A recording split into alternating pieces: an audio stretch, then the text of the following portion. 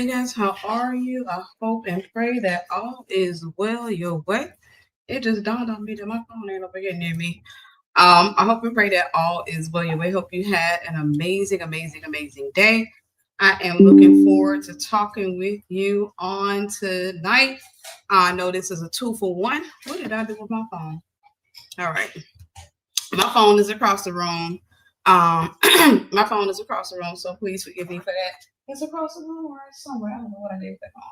That's neither here nor there. We're going to talk this message, preach this message, and then I'm going to let you guys get up out of here and go to bed. How has everything been going your way? I hope that your week has been an amazing week thus far. Like I said yesterday, I hope that you're already declaring over your week and telling your week how it's going to act instead of allowing your week to determine the weather of your life.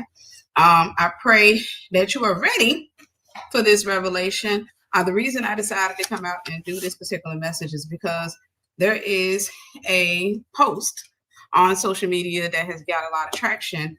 And a lady was saying in the post that there's no biblical reference, like you can't divorce somebody that has been abusing you. All right, so that's what she said. Obviously, it's a very dangerous post. Because what it's doing is it's encouraging women and men, because men can be abused too, but mostly women who are in relationships with abusers to stay in the relationship with those abusers to their detriment, because many people end up losing their lives because of the abusive spouses that they are entangled with or what have you. So essentially, she will have blood on her hands. And the thing about it is that there are so many women who were like I used to be, who were struggling with idolatry. And the thing about idolatry is that when a person is in that and they haven't been taught any better, a lot of times they will try to find an excuse to stay. They'll try to find an excuse when everything around them and in them is shouting, leave, leave. When God is giving them green light, when God has given them the way of escape, everything around them is shouting, leave, leave, leave. They look for an excuse to stay. And it takes somebody like that particular woman that comes up and gives them a false sense of confirmation. Whereas they say, well, I think I heard from God. I think God told me to stay, or what have you, when God opened a way of escape for them. And then consequently, what ends up happening is they end up losing their lives as a result of trying to hold on to somebody. All right, Facebook, you can see I brought you guys back into the conversation. This is gonna probably be it'll be one in a few times I may go live on Facebook as well. I stopped doing Facebook because I decided to let everybody come over here to YouTube. Only because Facebook wasn't engaging that much. And I want to make sure we have live engagement. So do me a favor before we move forward. I need everybody that's got a working set of fingers to like, subscribe, and share. Everybody that's got a working set of fingers, do me a favor. Be sure to like, subscribe, and share. I hate I didn't bring my phone over here with me, but it is neither here nor there. If you end up sowing a seed, just know I'm saying thank you in advance. A lot of times I can see on my phone that this person sowed a seed, and I'll say, hey, thank you for sowing the seed or what have you, but I won't be able to see that now, given the fact that my phone is across the room somewhere, and I don't know where I did. I don't know what I did. I don't know if it's upstairs or I don't know where it is. It's probably going to be directly behind me on this little thing. All right. Mr. Milo Watlow is enjoying him a treat right now. He's enjoying that. And that's that. I'm going to start off with 12 signs that your potential partner is abusive. But can I just say this? These 12 pointers are irrelevant if you deal with idolatry, because you're not going to care. These 12 pointers are irrelevant if you deal with idolatry, because you're not going to care. And that's because your brain has been trained, or you trained yourself to see relationships as something higher than God, something that defines your worth. And so I can be honest when I say this, that a lot of people who are idol worshipers who hear this list probably won't do anything with the revelation. And the reason they won't do anything with the revelation is because a lot of people who are, broken in the brain, a lot of people who need healing in their heart, a lot of people who were raised wrong, they see abuse as love. They see abusive behaviors as confirmation that this man is quote unquote crazy about them. And so it becomes very hard to minister to a person like that. I talked about the first time I saw a woman actually be happy that she was being abused. It was an old friend of mine that she got this boyfriend, and her boyfriend didn't like me. he really didn't like me. And he started trying to get her to stay away from me. And that was because I had too much confidence and he was a narcissist. Narcissistic men do not like confident women. They don't like a woman that's confident enough to walk away. They don't like a woman that's confident enough to, basically just determine that, hey, I value myself more than I value this relationship. So I'm pulling myself out. And they don't like you to have access to their girls' ears, because for them, you're going to continue to speak life into her when they're trying to speak death into her. They're trying to speak death to her self-esteem, death to her potential. They don't like women that have confidence. I learned that over the years. And so he was really coming against our friendship. He really did everything that he could to end our friendship. And he successfully did that because she was so determined to prove herself to him and to be with him that she ended up, walking away from me. And that was that. We ended a 7-year friendship as a result of that. But the thing was, like I said, he didn't like the fact that I had confidence. But he continued. He took her through this thing of abuse. He did a lot of things to her, and eventually, in the end, I remember after their relationship had ended some years later, she tried to reconnect with me, and while she was trying to reconnect with me, she was just telling me all the weird things and the wicked things that he had done to her. But I wasn't shocked. And I told her that I knew all of those things were going to happen. And that's the type of guy that won't, they couldn't be around me for long because they're going to say things that are relatively abusive. I think about this other guy that my brother called himself trying to introduce me to, trying to hook me up with when I was younger. And I didn't give that man my number. My brother gave him my number. And I remember that this guy was known around town, right? And this is when I was like young, like 16, 17. I was probably 18 or 19. But I remember the guy called my phone. And him and his family were known around town to be like drug dealers. And I've never dealt with a drug dealer. I've never been interested in drug dealers. I had a boyfriend that was kind of like in that kind of circle, but I've never been interested in drug dealers. But I remember this guy, his family's name was known around town. And he was known around town for, being into that game, being very violent in that game. But he was also a good looking guy, which is what a lot of young women, broken women like. And I remember this guy calling my phone and he was talking crazy. I don't remember everything that he said, but he started talking crazy. Like he was just Jezebel and trying to tell me what I'm going to do and what I'm not going to do. And I said, who do you think you're talking to? And I was like, bro, no. I said, don't call me no more. I said, it's a wrap. I remember saying some stuff to him. I was like, lose my number. I don't want to deal with you or what have you. And I remember that he said to me, he said, do you know who I am? I said, I don't give 3 rats feathers who you are. He was like, do you know who I am? He said, don't nobody get rid of me. He said, it ain't over until I say it's over. That's the second man. He was the first man that ever said that to me, but I've had 2 guys to get in my face and tell me it ain't over until I say it's over. But I had confidence, even as a young person, I had confidence enough to walk away and to say, hey, that's not what I want for my life. I don't care what you got going for yourself. You'll never pump me into a relationship. At the same time, seduction doesn't work, right? Seduction, you got 5 minutes of seduction. After that, you can love bomb me for a little bit, but after that, it's going to be a wrap. So that's that. No, I don't do inboxes. All right. After that is going to be a wrap. Do me a favor, guys. I can tell with the low numbers that you guys have not been engaging. Be sure to like and share. Okay, do me that one favor. That's the only thing I'm asking. Be sure to like and share. And I'm going to give you 12 signs that your potential partner is abusive. All right. Give you 12 signs your potential partner is abusive. Right. Your confidence will save your life. A broken man does not like a confident woman. He considers us to be masculine, even though we can do everything that show or demonstrates that we're feminine. He considers us to be masculine because we have the audacity to maintain our own self-government, right? Like, hey, no, you're not going to tell me I can't be friends with her. You can't tell me this. You can't tell me that. And they don't like that kind of stuff. And so when you're dealing with a healthy man with a healthy heart, healthy mind, he doesn't try to do all that. He'll just let you know, hey, I'm not feeling your friend. I don't feel like that's your friend or what have you. But when you're dealing with a broken man will try to determine, he will try to basically force you to walk away from friendships, walk away from relationships that he doesn't want you to be a part of. Now I remember when I was telling that story about that old friend of mine. I remember And this was the first time I saw somebody that was happy about abuse. I remember one particular time he had been telling her he didn't want her around me, and he was significantly older than her. Not significantly, about 10 years older than her. He had been telling her that he didn't want her around me, and he started trying to add little rumors and stuff about me and what have you. And she knew they weren't true because she had been around me for years. And I remember she came over to my house and she was, like, yeah, he can't know I'm over here and all this stuff. And I had picked her up because she didn't have a car.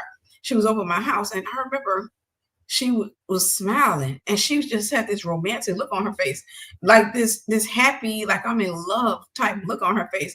And I remember she just reached up and grabbed her face so ever so softly, and she said, "Girl, he slapped me. He slapped me for coming around you." And I'm looking like, what, girl? But she was actually happy about it. She was actually happy about it because in that moment, I can see that she defined that slap without her even opening her mouth. She defined that slap as him loving her, as him wanting, just really freaking out or what have you. And a lot of women that are in abusive situations, that's how they define abuse. They think that this man crazy about me. He need to get some emotional regulation going, but this man really loves me. This man really cares about me. But realistically speaking, that person does not love themselves, nor do they love you, and they don't love God. All right. But I just remember sitting there, and I think I was like 18 years old, and my brain I was 19. I just remember being in shock. I heard about women that like to be abused, but I never knew. All right.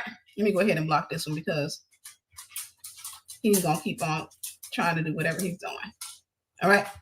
But I never met somebody like that. I never thought I would meet anybody like that. That was people that I saw on the television set, but I never thought that I would meet anybody like that. All right. And so I'm going to go ahead and get into this message. We're going to talk about 12 signs that your potential partner is abusive. Your potential partner. Hopefully this isn't your partner. If they are your partner, still you will hear not 12 signs, 21 signs that person is abusive. All the same. If you're married to a person like that, we're going to talk about in the end whether or not you are allowed to divorce that person, because there has been a lot of camaraderie about whether or not you can legally, biblically divorce a person that's been abusing you. And this is going to be good. I'm going to try to not keep you guys very long on tonight because I did a message on tomorrow. All right. So the first sign that your potential partner is abusive is that they're clingy. And that's the first sign that they're abusive, is that they're clingy. You just met the man. Now, let me just stop and say this. You're going to hear me using the language man, okay? Women can abuse men as well, all right? Women can be abusive as well. My mama used to kick my daddy's butt, okay? My mom used to beat up my dad. My dad would never fight back because he had his belief, a man should put his hands on a woman, and I agree, a man should put his hands on a woman. I think a woman should put her hands on a man either. And so my mother was abusive, physically abusive. However, I'm not going to play her as the villain. Me and my brother were talking about that today. I'm not going to play her as the villain because at the end of the day, she was responding, reactive abuse. She was responding, and this, I'm not justifying. Let me say that. Let me be very clear. I'm not justifying it.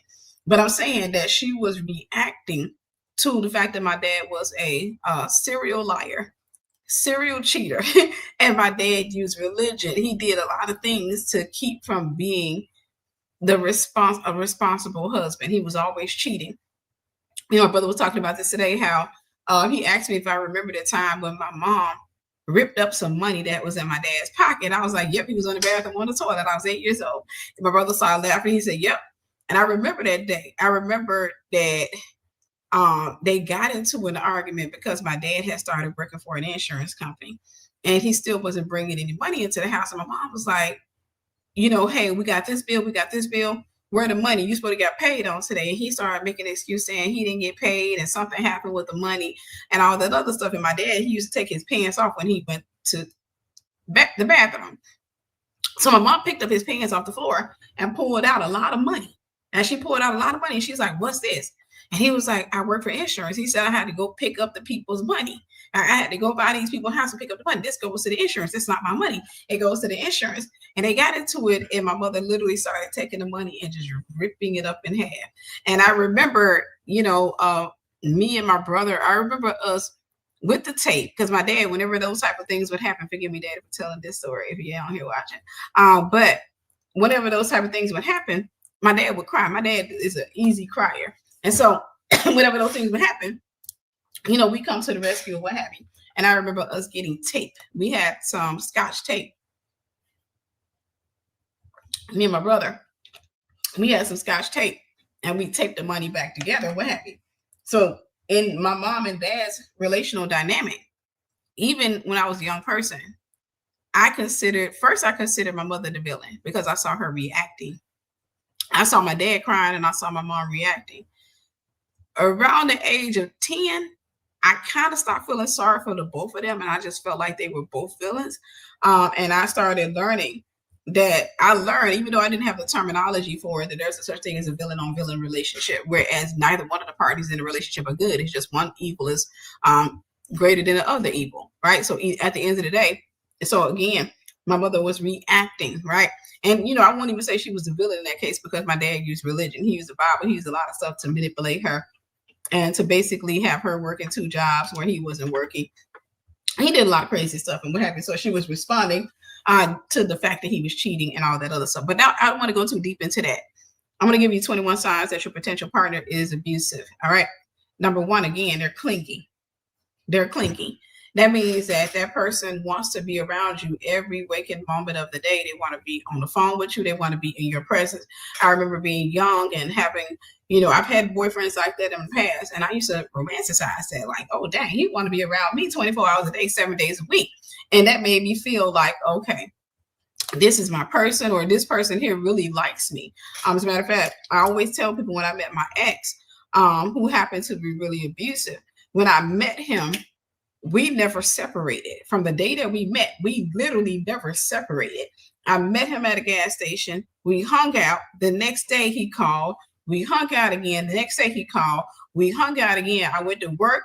We were going over to my best friend's house. He would come over to my best friend's house. And from that time, all the way up until we were married, we never separated. From the day I met him, we never had any separation. But the only time we had a separation, he was military, is when he had to go to basic training and stuff like that. That's the only time we would have a separation. Other than that, there was no separation because he wanted to be around me. I wanted to be around him. And I thought that was actually a good thing. I didn't think that was a bad thing. All right, number 2, they have trouble taking accountability. They have trouble taking accountability. You got to learn to ask questions to people. So, for example, what happened in your former relationship? That's a great question. That's a necessary question. Tell me about your former relationships. Tell me about this person that you used to be married to, or that person that you used to date. What happened? Ask that on the first call. You got to start asking questions, because one of the things that you want to find out is, 1, what type of pattern that this person have, but 2, can they take accountability? Because if you get on the phone, let's say with a man, and that man blames every woman in his past for the breakup, and he never says that he's the one responsible, you are likely with an abuser. Okay? You're likely with somebody who is painting a picture for you, and it's going to be a nearly perfect picture. They're going to sketch it out for you, and they want you to believe the image that you're forming in your imagination, the image that they're trying to paint for you. They want you to believe that image. And so when you start trying to ask them questions and stuff like that, anything that could show them in a negative light, then you'll find that they won't take accountability, or they'll take minor accountability. All right, they'll take minuscule accountability, and what that will literally look like, yeah, ain't none of us perfect. Yeah, I had my role, I did my dirt, or what have you, I did this and I did that. But you will notice that the majority of responsibility is placed on the woman. She did this, or even if they cheated, well, it's because she was doing that. It was because she was doing that. But they will take very minor accountability, which is just kind of like a precursor or a preview of what they're going to do with you. Because if you get in a relationship with an abuser, in many cases, I'm going to get it spiritual. In many cases, you're dealing with the spirit of Jezebel in that person. All right. In many cases, you're dealing with the spirit of Jezebel in that person. And one characteristic of Jezebel is that she can't repent. She can't repent. And whenever you're talking to somebody who is bound by the Jezebel spirit, aka in the world of psychology, you call it a narcissist. Whenever you're dealing with somebody like that, it is very hard, very difficult, almost sometimes nearly impossible for them to take full accountability because it would wound their pride. They have a Leviathan spirit as well. And to fatally wound Leviathan, you have to take accountability. You have to be humble. That's why the Bible says, humble yourself. The Bible didn't tell you to be humble about somebody else. The Bible, when you're humble about somebody else, it's typically called humiliation, right? Everything to remind you that you're human, but to be humble. So when you're dealing with somebody who has a Jezebel spirit, they're going to have control. They're going to try to control the narrative. They're going to try to control you. They're going to try to control a lot of different things. And when they have a Leviathan spirit, Leviathan is going to make it nearly impossible for them to take accountability, because for them, the idea of accountability means that they're putting the other person in power. They have to remain in power. They have to remain in control. They have to maintain the authority. They got to maintain their image, the image that they painted in your mind. And so the idea of taking accountability, full-on accountability, they can't do that because that shines them in a negative light. Whereas they want to have control over you. They want to have control over the relationship. They want to have control over the relational dynamic, right? They want to have control over the narrative. And so the idea of sitting up and saying, well, you know what? I cheated. I was a horrible husband. Or I was a horrible boyfriend. I was abusive. I was abrasive. I was this. I was that. I don't blame her. Sure, she responded to the abuse. She responded to the things that I did, but it was just me. That is a sign that the person has healed. That is a sign that the person takes accountability and that person may be healed. I won't say that 1,000% of the time, but when a person cannot take accountability, then that is a sign that you're dealing with Jezebel and Leviathan in that person. All right, then you're dealing with Jezebel and Leviathan in that person. And so what you'll learn is that whenever you have an argument with them, they're not going to take accountability for their role in the argument either. They're going to blame you. It's your fault. You made me act like this. No, you the one started this fight. This didn't have to happen. I ain't about to take this from you. I ain't going to take this. And this is not in my notes. Let me just kind of throw this one in. One of the signs that somebody is abusive, and I think this is important, this would be a bonus, is that they falter to generalization and objectification. All right. Those are two levels. Generalization and objectification. Generalization is all women are like this. All men are like this. All blacks are like this. All whites are like this. All Indians are like that. That's generalization. That's prejudice, right? That means to prejudge. Generalization. So when you hear a man saying things like y'all women, because you know how y'all women, and then there's a negative statement attached to it. Or when you hear a woman say y'all men, you know how y'all men are. I mean, there's a negative statement attached to it. There is some trauma there. There is some brokenness there. And there is some ignorance there. There's going to be, in many cases, a root of bitterness there. And that's going to have everything to do with them having their past relationships not playing out the way that they wanted them to play out. Consequently, they've become relatively bitter. They looked at all the relationships that they've been a part of. They did not take accountability for their role in the destruction of those relationships. And so they came to the conclusion that everybody else is at fault and they themselves are innocent. And then they look for a common theme, right? The common theme is all y'all women. Every woman that they've been with, used them for money. Every woman that they've been with cheated on them. Every woman that they've been with, and I have literally said to men, every woman you've been with cheated on you. Every woman you've been with, yeah, because that's how how y'all women are. Y'all ain't never satisfied with anything. That's a bitter person, right? That person is going to abuse you. In many cases, if it's not with their hand, with their mouth, they're going to be abrasive and abusive. And that's because they did not take accountability and they drew a conclusion. We talked about this in another live, that one of the dangerous things for a person to do is to draw a conclusion to a matter, right? That's what prejudice is, to draw a conclusion. So if I'm having a conversation with a man that is prejudiced, a man that, I'm telling him something, something he did or something I don't like, and he's already decided in his mind that I'm trying to control him, or I'm trying to, castrate him, I'm trying to be the man, or I'm trying to manipulate him. Once he's made that conclusion up in his mind, everything that I say goes in one ear and out the other. Everything that I say goes in one ear and out the other. Why is it going in one ear and out the other? Because he's already drawn a conclusion. And so you can tell in a conversation like that, because he'll likely cross his arms. Body language tells a lot. He will likely cross his arms. He'll raise his head. His mouth will be open. He'll either cut me off in conversation, or he'll have his mouth open, ready to respond. Meaning he's not listening to understand. He's listening to respond, right? And then he will start drafting his conclusion. Now, because you came over here wanting to fight. I ain't want to fight you. You the one came over here wanting to fight. And you're like, I literally didn't. If you ask me the thoughts that I had in my head when I was in that other room thinking about the problem, I was literally thinking that maybe if I explained to you what the problem was, that you would understand and you would apologize. And then we would sit back and we would come up with a solution together. And the next thing you know, we would make up, we would hold hands, we kiss, we go on a date. That was the fantasy that I had in my head, was that I want to get this problem out because I want to have a good weekend with you. I want to have a good time with you. I want to get this problem out because this thing is blocking us from having the time that I think that we could have, right? But they have trouble taking accountability. Number 3, they're easily angered. They're easily angered or offended. And that's going to be Leviathan again. They're easily angered or offended. Leviathan is a covenant breaking spirit, and Jezebel is a spirit of control. These two spirits work in tandem, and what they do is that they make it very hard for you to be confrontational.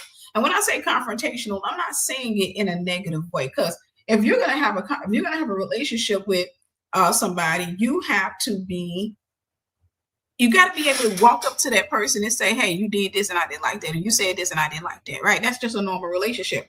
Healthy relational dynamics allow that vulnerability to say, hey, because he could have done that with his ex-girlfriend and it didn't bother her, but that could be something that bothers me, right? So a healthy relationship, I can go to him and say, hey, you said this and that really bothered me. You said this, you did that, and that really bothered me. But somebody who's easily angered or somebody who's abusive, again, the problem is they've already determined ahead in the future, right? That's why the Bible says, take no thought for tomorrow, for sufficient for today is the trouble thereof, because when you think in the future, it causes anxiety.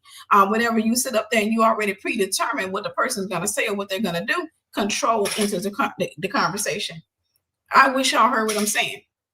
When you've already predetermined what a person is going to say or what their intentions are or what they're going to do, control enters the equation, because you already feel like they're about to veer off to the left. Like we approaching this red light and there's an exit to the left and they're going to veer off and take me on the exit when where I'm trying to go is a straight shot. So you've already made it up in your mind to grip the wheel. You've already made it up in your mind to yank the wheel, which will cause an accident. All right. Most of the relationships, when you start seeing that, has everything to do with paranoia and that person thinking they already made a determination. They've already made this decision or come to this conclusion that you are trying to do something. And so when you see that type of thing, it becomes very easy for them to not only get offended, but it becomes easy for them to basically become abrasive because they've already determined in their mind. I grew up in a family where there was a lot of abuse. And that was one of the things I remember seeing in that relational dynamic or within that family context. And I've talked about this before, whereas my family, some people in my family, they would take offense to you even walking past them. Like you get up in the morning, you go to the kitchen, you try to make yourself a sandwich. They were already determined in their brain that you did that to bother them because you had to pass in front of the television set to go into the kitchen. You come out of the bedroom, maybe you're in the den. You come out of the bedroom straight into the den, you got no choice but to pass by the television set, and they just sit there watching TV, and you pass on by, and they'll,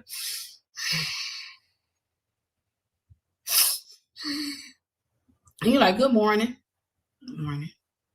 And you already feel the energy in the room. You already feel the shift in the room. You already know something is wrong, right? But you just like, I'm not going to go through this today.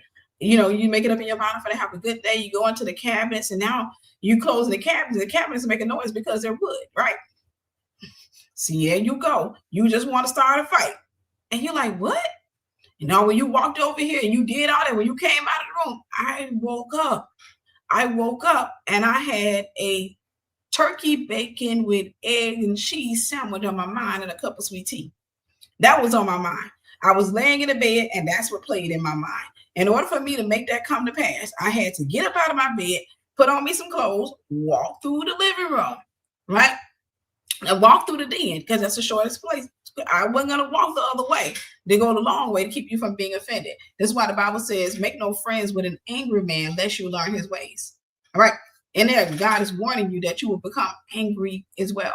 So somebody that's easily angered, somebody that's easily offended, somebody that gets nasty with the waitress whenever you go out for a date, somebody that's, constantly in contention with their family, somebody that gets upset over the minuscule things, that is a person that's going to 9 times out of 10 be abusive. I want to stop and say this because I've talked about the fact that I think the thing that surprised me, having grown up in an abusive family, coming out of my parents' house, and I moved in with, and then eventually married a man who was incredibly abusive. I knew my whole life, right? My whole childhood and young adulthood, abuse. My whole childhood and young adulthood, straight abuse, right? That was what I grew up with. That was something that was acclimated, something I became acclimated to. And because I became acclimated to it, I know the signs, and it blows my mind when I came into the church, when I came into just really having relationships outside. Jesus, what is happening in my house? It ain't a spider. I see an ant, a big one. I don't know where he went. But get you some spider spray. Dang it, I got it on my hand. Sorry. But that became the thing, right? I went from one space of abuse to another. I went from one place of abuse to another. I went from abuse to abuse, because abuse was something that was common to me. And you know, one thing about it is, if you come up in a household where your family is fighting, like your mother and your father fighting, like I said, my dad would never hit my mom back. You grow up thinking abuse is when a man hit a woman and she fall on the ground and she like, and she's shaking. But fighting is when you fight back. So for me, in the beginning parts of me going through abuse with my ex, I didn't know that I was being abused, right? I didn't know that because I fought back. So in my mind, I'm thinking we got into a fight. That's how I defined it. We got into a fight. I had a best friend at the time that helped me to understand, or she was trying her best to help me to understand, that I was being abused, because this particular best friend, her mother was murdered by her father when she was young. So she grew up watching her father abuse her mother. She grew up watching her father do all the crazy stuff to her mother. And then now here it was, she was my friend, and she was reliving that. I remember her telling me she was reliving that. And I'm sorry I made her relive that, but she was reliving that because she saw me going through it. I wasn't talking to anybody about what had going on. I wasn't even talking to my mom in the beginning. It was just her that knew that I was in an abusive relationship. But they're easily angered and offended. It's like every little thing that you do can be offensive. Some things that you say, like I said, it can be a predetermination before you get on the phone. Or if you're saying something and you're having a conversation, they can predetermine where you're going with the conversation, even though you're not heading there, because they're always trying to get ahead of you. They're always trying to get ahead. Again, that is the mechanism of control, is that the person tries to get ahead of you. They try to get ahead of the narrative, ahead of what's going to happen, so they can try to control it. And so you can be having a healthy, funny conversation with the person, but something you say can make them think, oh, she finna try this, or she finna try to ask for some money, or she finna try that. And they go ahead and make that up in their mind. And consequently, when they make that up in their mind, they can raise their voice mid-conversation. And it's confusing. That ever happened to any of you? They can raise their voice. So you can sit up there and say, yeah. You start off saying, yeah, I'm thinking about, I get paid tomorrow. I'm thinking about going to the mall on tomorrow and what have you. And then that man makes it up in his mind that you are about to ask him for some money. And that's not your plan. You're just talking to him because he's supposed to be your man, right? And so you end up talking and you're like, yeah, I'm thinking about going to the mall on tomorrow. And then he makes it up in his mind that you're going to ask him for some money. He gets offended. And so you're just having a conversation and you say, yeah, there's some stuff over there. Like I saw this purse over there. I gotta have that purse. That purse, $299. And I know that's a lot for a purse. And he says, well, I'm not buying you no purse. I'm not buying you no purse. $300 for a purse is crazy. And you get quiet. You say, I didn't ask you to buy me a purse. I was literally just talking to you. Oh, I thought you was asking me. That is a sign of abusive, because what happens is when a person is wounded, man, I wish y'all would like to share this because I believe this would help so many people, but some of y'all being stingy. When a person is broken, when they're unhealed, in order to prevent themselves from being broken again, they try to get ahead of the narrative. which causes them to become the very monster that hurt them in the first place. All right. When a person has went through trauma, because an abuser has been abused, right? This is something that is passed along. And whenever they have gone through abuse, a lot of times to prevent themselves from being abused, to prevent themselves from being cheated on again, they try to again get ahead of the narrative. Right, they try to go ahead of the narrative, and they just go ahead and predetermine what it is that you want, what it is, what your intentions are, what it is that you're going to do, and they start responding. And so a lot of times they'll respond to something that you did not say. They'll respond to something that you did not intend. And you'll have many times on the phone where they will all of a sudden raise their voice out of the blue, and you're like, why are you yelling? Or if, let's say, if you're in their presence, why are you yelling? I ain't yelling. Why are you yelling? Now, I'm just saying, I'm not going to pay no $300 for no purse. I can bet you that. I can bet you that. I ain't paying no $300 for a purse. Very defensive.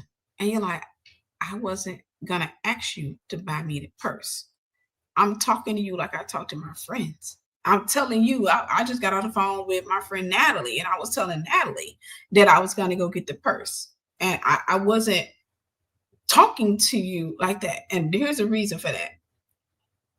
Whenever there are conversations that were never completed in your life, you will continue the conversation with a different face. I'm going to say that again. Sometimes your parents cut you off in conversation. You never came to a conclusion. Sometimes somebody will walk away from you and they accuse you of doing things that you didn't do, and then the relationship ends. You never get a chance to prove yourself. You never get a chance to prove your innocence. Sometimes people can do things to you that you feel like you need to express how you feel, and you never had that opportunity. And so consequently, that pain is still there, that rejection is still there, that trauma is still there, that fear is still there, that insecurity is still there. And I learned that whenever you come across a person like that, they're still stuck in the past. So when they're having a conversation with you, it's a past tense conversation with a very present you. All right, I'm going to say that again. It's a past tense conversation with a very present you, meaning that they are talking to somebody or talking at somebody in their past, but they don't have access to that person anymore, so they're taking it out on you. All right, they're taking it out on you. So they're like, well, what you're not about to do, what you now, because you know how y'all women be. You know how y'all women be. Or you know how y'all men be. Y'all, you know y'all men, or what have you. That's a conversation that never got finished. This is why I always recommend therapy, because there are some conversations that you need to end. There are some conversations that you need to end. You can say one of the ways you can do that is through journaling. You can write down what the person said to you. Write down the things that you wanted to say, the times you didn't get a chance to prove your innocence. Write that down. Have the conversation on paper. Take the paper and ball it up.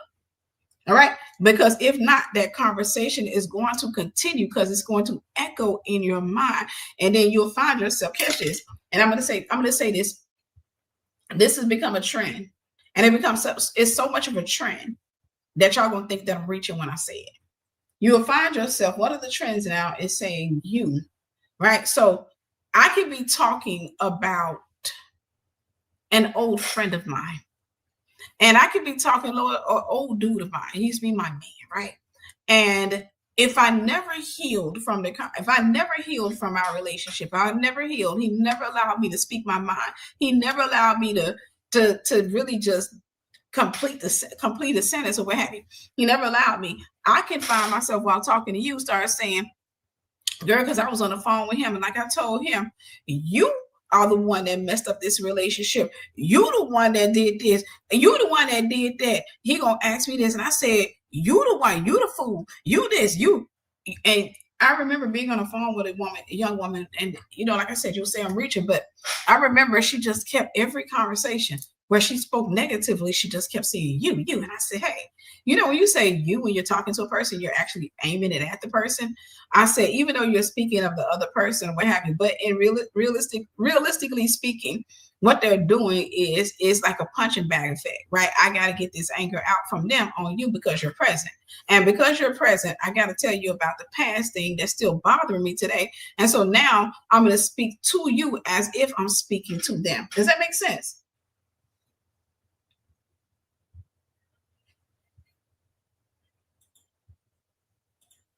You're doing the weird stuff.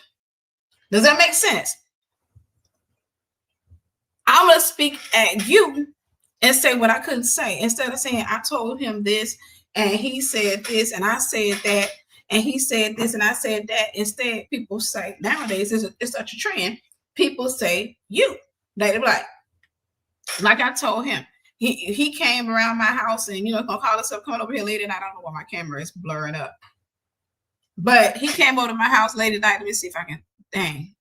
But he came over to my house late at night and I told him, you don't be coming over to my house late at night. I don't know where you been. I don't know who you been with. I don't know this. You the one mess up this relationship. You the one, you. And every time you notice that everything they say, it's got to be you.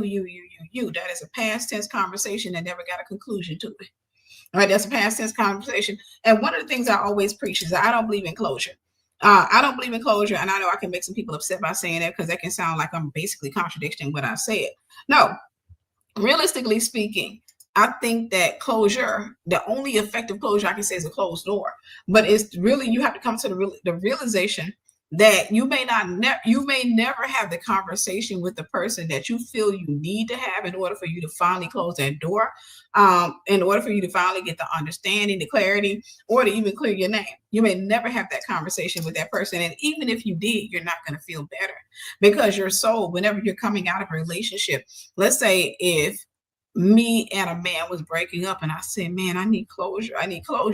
And what I'm really just essentially asking him is to have the conversation with me that he refused to have me while we were together. That's all I'm asking, right? 9 times out of 10, I asked him that while we were together. I was like, hey, can we talk about this?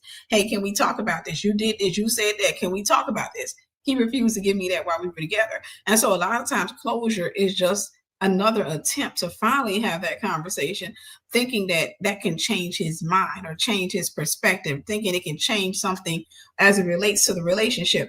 And I always tell women, I say, okay, so let's just say he gives you the closure that you want. Let's say he gives you the conversation that you want. And he sits back and he said, and you tell him, and see, I can prove that she lied on me because you remember that girl?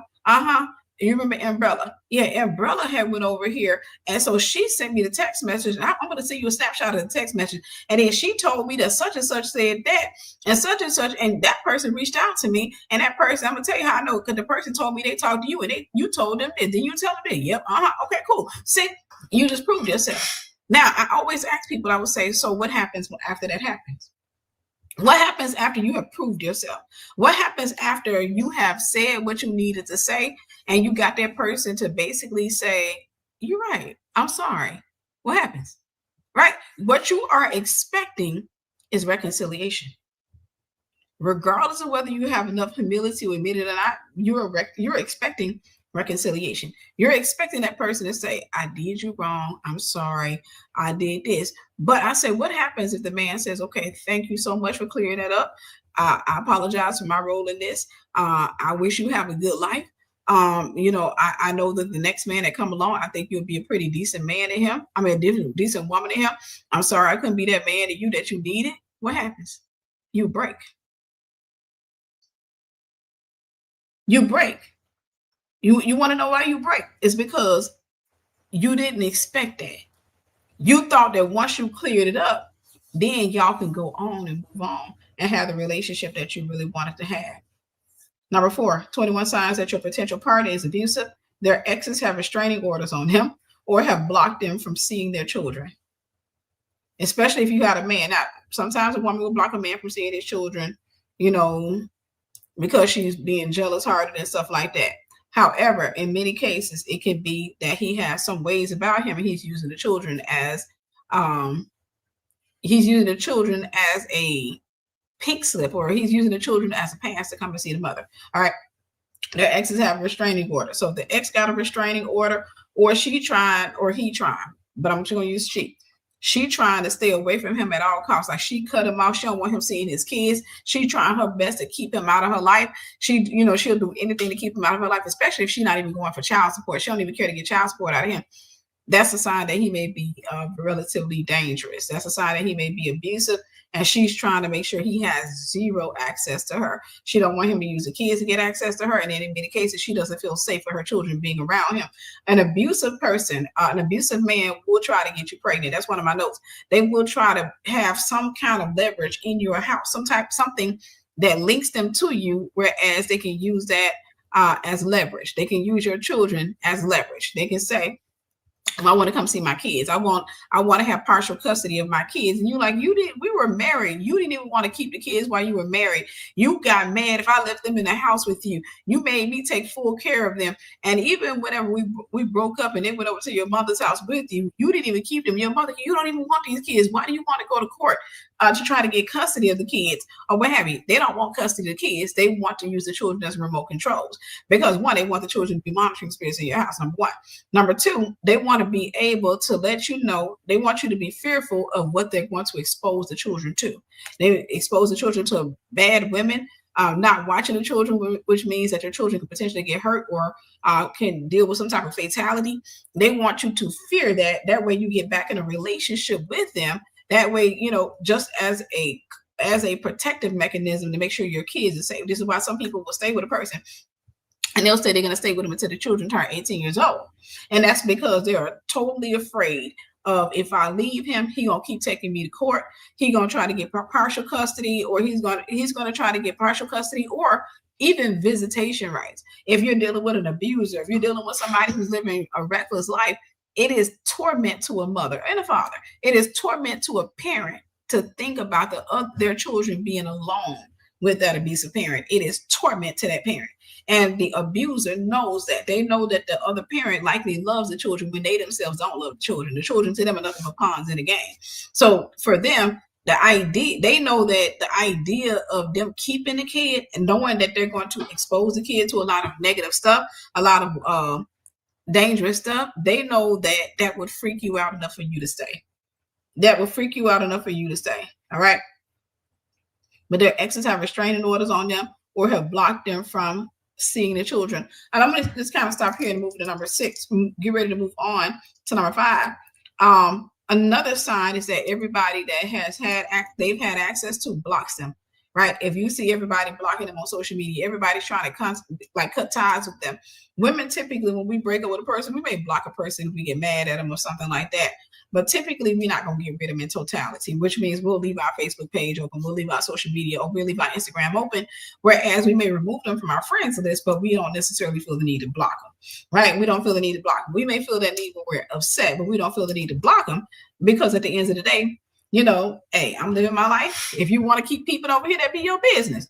But whenever you're dealing with an abusive person, when you're dealing with a narcissist, when you're dealing with somebody who's abrasive, when you're dealing with somebody who is sick in the head, a lot of people will block them because they're trying to keep that person from monitoring them. They're trying to keep that person from abusing them or knowing what they got going on in their life. They're trying to keep that person from reaching out to them because they know that anytime that person reaches out, that person is going to basically say something wicked. That person is going to do something to trigger them. Whenever you're dealing with an abusive person, they will always see if they can still trigger you. They love triggering you because that's them, their demon ringing the doorbell to see if your demon, the demon that you had, is still there. Number 5, they show signs of insecurity and jealousy. They show signs of insecurity and jealousy. In the beginning, you may think it's cute when he says, "Who was that?" And you're like, "Oh, that's my coworker, Bob." Bob, why are you looking at you like that? Dude, Bob is 74 years old. He got a wife that he's been married to for 43 years. He look his age. You can't think that me and Bob got something going on. I don't know. Now you might like him more. You might like him more. Or you on the phone, who you talking to. And you can tell the even sicker ones because a lot of times they'll get to the point where they even want to know your thoughts. Right? They want to know your thoughts. So you can be sitting up in a room, as human beings, we have a tendency to get lost in our thoughts, right? And so we could be thinking about a party that we got coming up, an event we got coming up, or we could be thinking about a conversation we had with our friend or something like that. We could be thinking about a conversation we had with our man. But you know how we can be up in a room and we're just like this, right? An abuser, a healthy person, may ask you, "What you doing? What you thinking about?" And you're like, "Oh, nothing. What you doing?" And they'll let it go. They'll let it go. An abuser won't let it go because they don't like secrets. The idea that you have a thought that they can't monitor bothers the crap out of them. And that's when you're dealing with, because like I said, there's ranks to this, there's levels to this. But that's when you're dealing with somebody that's incredibly insecure, is that they become very suspicious of your thoughts. They become very suspicious and very abrasive. Matter of fact, they'll give you the cold shoulder because you wouldn't tell them what you were thinking, right? They'll give you a cold shoulder because you wouldn't tell them what you were thinking. You could be laid up in the bed, right? And let's say you're married to this joker. You could be laid up in the bed next to him. And y'all ain't saying much of anything to each other because he on his phone just scrolling and you working on something, right? You on your phone scrolling and you go, what's funny? I'm just watching this video. What video? And then he got to get up or what have you. Or then you put your phone down and you just kind of lay there and you close your eyes, but you're not, you clearly not sleeping. You just close your eyes because you often thought, right? You often thought. What you thinking about? Nothing. Because your thoughts are not that, they're not something that need to be discussed. And then at the same time, we all want to maintain some type of, we want to maintain ownership of something for ourselves, right? And your thoughts are sacred, right? So what you thinking? Nothing. Or you got to be thinking something. You sit there smiling, laying next to me. You better not be in the bed laying next to me thinking of another man. Then the eye pop open. What? What? No, I'm not thinking about another man. You laying over there smiling at the ceiling. He gonna keep on pressing until you tell him what you were thinking. I was laying here thinking about a conversation I had with my brother. My brother said this. I thought that was funny. Why you said you weren't thinking about nothing? Because it's not a thought that you just, I don't think I need to tell you every time I have a thought. I have, according to the world of psychology, 6,000 or 60 to 70,000 thoughts per day. Do we need to talk that much? Do I need to tell you every time they are bothered and triggered by the idea, the concept that you have thoughts that they can't monitor, that you have beliefs that they can't monitor, that you have a life that they can't monitor? Which is why in many cases they'll try to stop you from doing stuff that you've been doing. Like you got a business, they'll complain whenever you go out to have your business. You have some type of program that you're a part of and what have you, and they can't be a part of it because it's an all-girls program. They will try to pull you away because they cannot stand the concept of you having a life outside of them. And that's not all of them, but I am saying the majority or a large number of them. You got to see this because, like I said, it comes on rank. You deal with Jezebel spirit, Jezebel comes on rank. There are low-ranking Jezebels and there are high-ranking Jezebels. All right, somebody that's going to be a higher-ranking Jezebel will be more insecure, more controlling, more demanding. Doesn't mean they're going to always be overt and loud with it. Sometimes they can be covert with it. Number 6, they try to control the conversation or the narrative. They try to control the conversation or the narrative. And they do this through over talking, yelling, ending the conversation before it is resolved. I did a healthy communication course and I taught people in this healthy communication that is a sign of abuse, right? You carry abuse in your body from what people abuse you, or if your parents pass that down to you or what have you. And one form of abuse is over talking people. It's over talking people. And when you come from a household where people have been muzzled, a muzzled person oftentimes feels the need when they're trying to regain their control is to get loud, to cut you off in conversation. They try to control the narrative. And so I've had people that, I've ministered to, right? And I've had to stop and say, hey, sis, stop doing that. I didn't finish my thought. Oh, I'm sorry. Okay. Every once in a blue moon, we're humans. That's going to happen, right? Human beings, we have a tendency to cut each other off. But when it's a pattern, there's an issue of control there.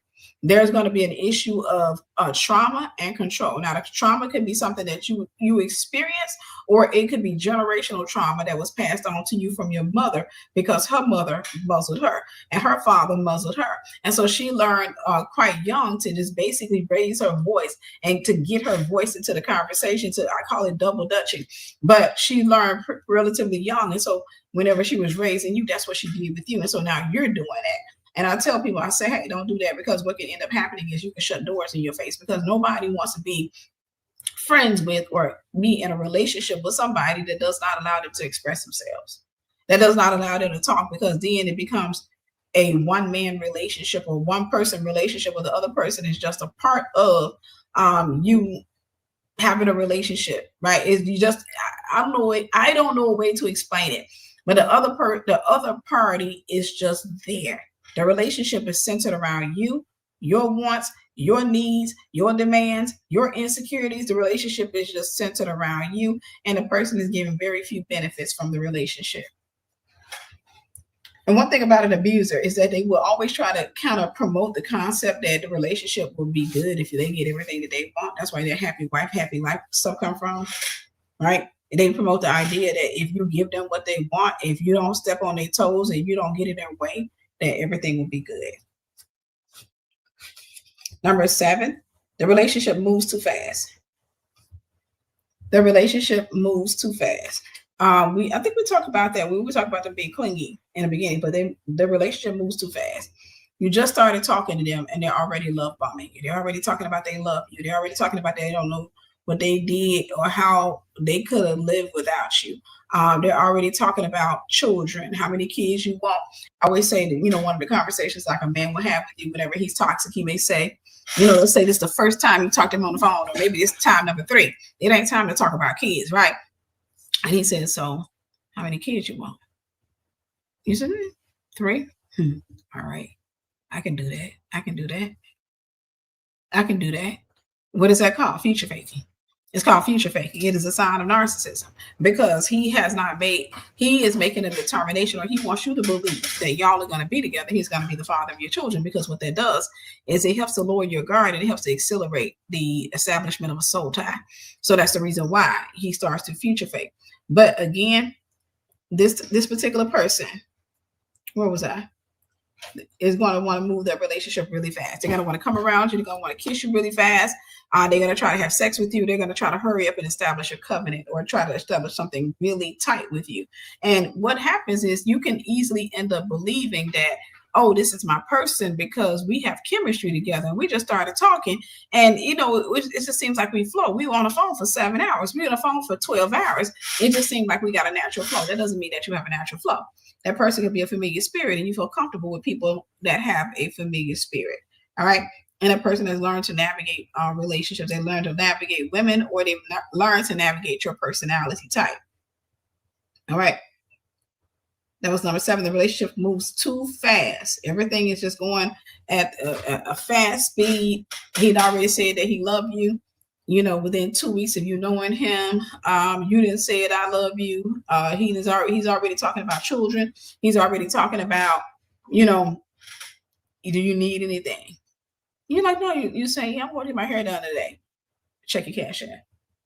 And I'm not against the man giving, but I'm saying that all of these things compile together. Whereas you'll notice that he's starting to give you money. He may, send you a cash of how much you pay to get your hair done. Typically for me about $250, okay, because I be getting braids, $250 to $300. And he may say something along the lines of, okay, check your Cashapp, or what have you. Like I said, it's not always a bad thing, but one thing I learned from the old people when I was younger: don't take money from somebody that you don't care about, because you don't know where their relationship is going, right? Because that person, their heart could be tied to their money. Where a person's treasures are, that's where their heart's going to be also. Somebody's heart, they can tie their identity to their money. And that's how you can end up getting killed early, or getting killed. Well, not killed early, because you shouldn't get killed at all. But that's how you can end up putting yourself in danger, is by taking money from somebody that you don't care about. Amen. All right. Where were we? Number 8. They intentionally try to make you jealous or insecure. They intentionally try to make you jealous or insecure. One of the things I've been teaching on for years, and you'll find this in my books about Jezebel, is that one of the characteristics of Jezebel is that Jezebel will almost always use an ex to make you jealous. All right. They will almost always use an ex or a potential partner to make you jealous. They will always try to make you feel like their soulmate is somebody else. And the father of their soulmate was military, and so he had to move, and the children moved with him, and that was the reason that they can't be with their soulmate, is because the soulmate was moved to China, Japan, and all over Asia, came back to America. They live way up in California, whereas your dude lives in Alabama, right? Whereas your dude lives in Alabama. And so ever since then, the father never approved, even though they had such a beautiful connection. They never fought. They just loved on each other. They will tell you all these beautiful stories of them. It would be like a big, beautiful love story. And this is designed to make you jealous, but it's also designed to make you feel insecure, and it's designed to make you feel inferior to that woman or inferior to that man, so that you can come to the belief that if I fight with this person, I can drive him away because he got somebody else waiting. It's like a spare tire. I got a better spare tire than you. So if you don't do right, if you don't say the right thing, then it's the evidence that you're not my person. You're not my soulmate. My soulmate is out there. See, my soulmate wouldn't fight with me about this. My soulmate wouldn't argue with me about this. So they will always make you feel like they have a soulmate out there, but there are some circumstances that are preventing them and their soulmate from being together. Her family, well, her dad was military. They ended up moving across seas. They came back when she was 18 years old. Her father forced her to go to college and what have you. While she was in college, she met somebody. Her family kind of put pressure on her to marry the guy. And so now she with this guy and what have you. But they'll try to make it look like that was their soulmate. But, the girl and the guy has since now broken up. They're no longer together. So now she's available and that's her soulmate. But, we talked, but we thought it was better, because she has a daughter with the guy and she's going to continue to stay up in California. She doesn't want to separate her daughter from the father. And, I know that my ministry base is here in Alabama. So, we decided to just be cool. We decided to be friends. We decided to be this. We decided to be that. Everything that they say is we. And everything that anytime they reference you is going to be like an independence from you. That is strategic. Okay? That is strategic. That person does not see the other person as their soulmate. And I always tell people this. If you meet and talk to the other female, she will tell you he crazy. All right. She will tell you what soulmate. I told y'all I had a guy that did that to me, told a girl that I was the best thing that ever happened to him. What did he tell that girl? I was the love of his life. I dated that dude for 2 weeks. But in his narcissism, in his control, in his attempt to try to make her feel inferior to me, he told her that I was the love of his life. Thankfully, she ended up running into me. I won't say thankfully because she has some issues, but she ended up running into me at my job. And, she was like, oh, you Tiffany Buckner. And I'm like, yeah. And she ends up telling me, she was like, did you used to date? And I called him Fred. She said, did you date a dude named Fred? I'm like, yeah. What happened? I told her what happened. He tried to fight me. And she was like, oh, he wouldn't do that to me. He wouldn't do that to me because he know my sister. He this and that. But then I remember she was like, you pretty. I said, oh, thank you. She said, when y'all break up, if you don't mind me asking. And I told her that. And that's what she told me. She said, he wouldn't do that to me. But yeah, he was telling me that you were the love of his life. And I was sitting up there and I'm in the bathroom, mind you, washing my hands. I said, the love of his life. And I was like, I only dated him for 2 weeks. I only dated him for 2 weeks. I never kissed him. We never had sex. We never had a deep down intimate conversation that bonded us. Everything that we had was straight surface level. We were just getting to know each other. I pulled out when I saw that there was something wrong with him. I tried to pull out. He tried to fight me in the club. I was pulling out because I saw something earlier before we went to the club that he wasn't wrapped too tight. Right. So I decided, I got to get up out of here because this is not how I died. But he told her that I was the love of his life. Told the story before. They showed up at my house one day. Right. He passed by my house and he didn't know that I lived there. But I was married at the time. He passed by my house and he brought that girl back to my house in the middle of the night. Told her somebody else lived there. I don't know if she knew somebody else lived there. I don't want to go into too deep into the story, but that's what he did. He told her that I was the love of his life. That is what a narcissist does. They will weaponize their former relationships. In this, he was trying to make it seem as if, she was inferior to me. That's what he wanted her to feel. He wanted her to feel like she was inferior to me.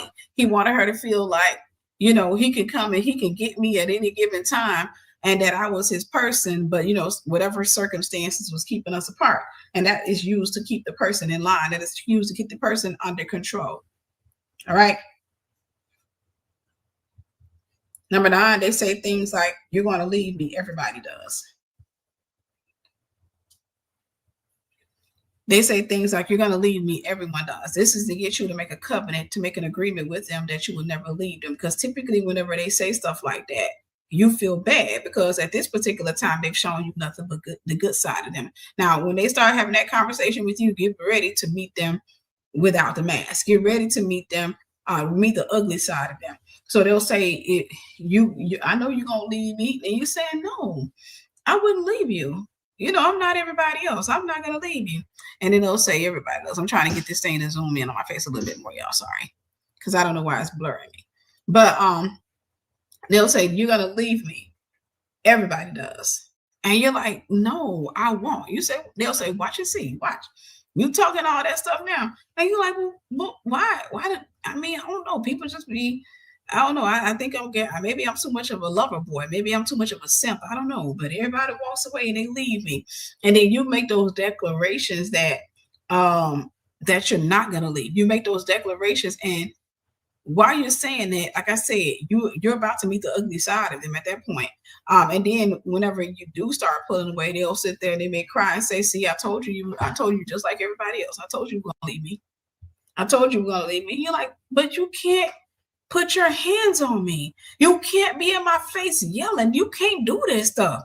Yeah, we all got our problems. You already know the stuff I went through. If you're going to walk away, go ahead and walk away. Like I told you, I knew you were going to walk away. Everybody does. That is actually effective. They don't want sympathy. They just want to keep you there. That is very effective, because you go back to thinking about the stuff that you said, and you're like, dang. And you go back to the emotion that you had in that moment. Right? The emotion you had in that moment when you made that declaration to them, that love you thought you were feeling, that bond you thought you were feeling. You go back to that emotion, and then it's coupled with sympathy.